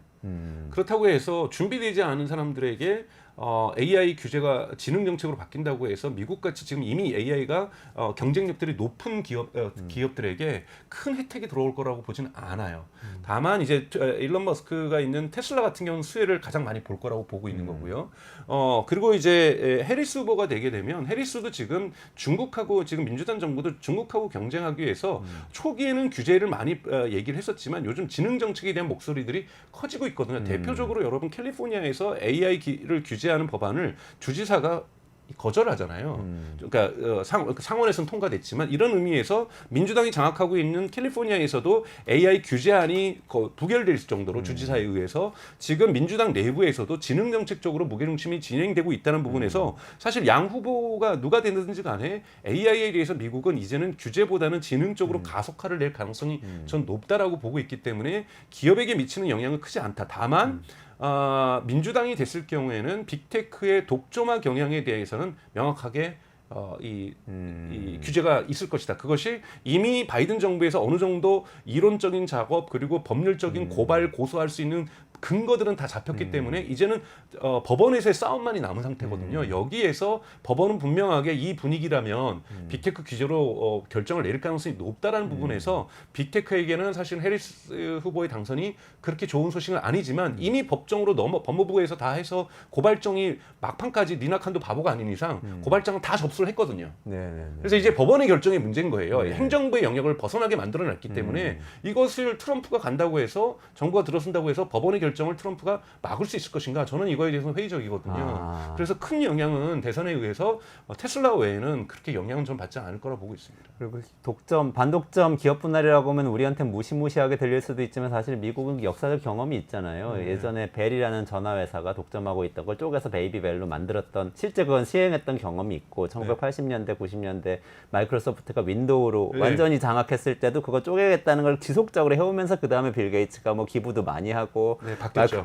그리고 다른 사업도 다각화하고 경쟁도 허용하고 막 이렇게 된 역사가 있으니까 이번에도 뭐 그런 방향으로 사실 가고는 있는 거죠. 미국 정부 전 자체가. 나쁘게 보지는 않아요. 리나칸 개인이라기보다.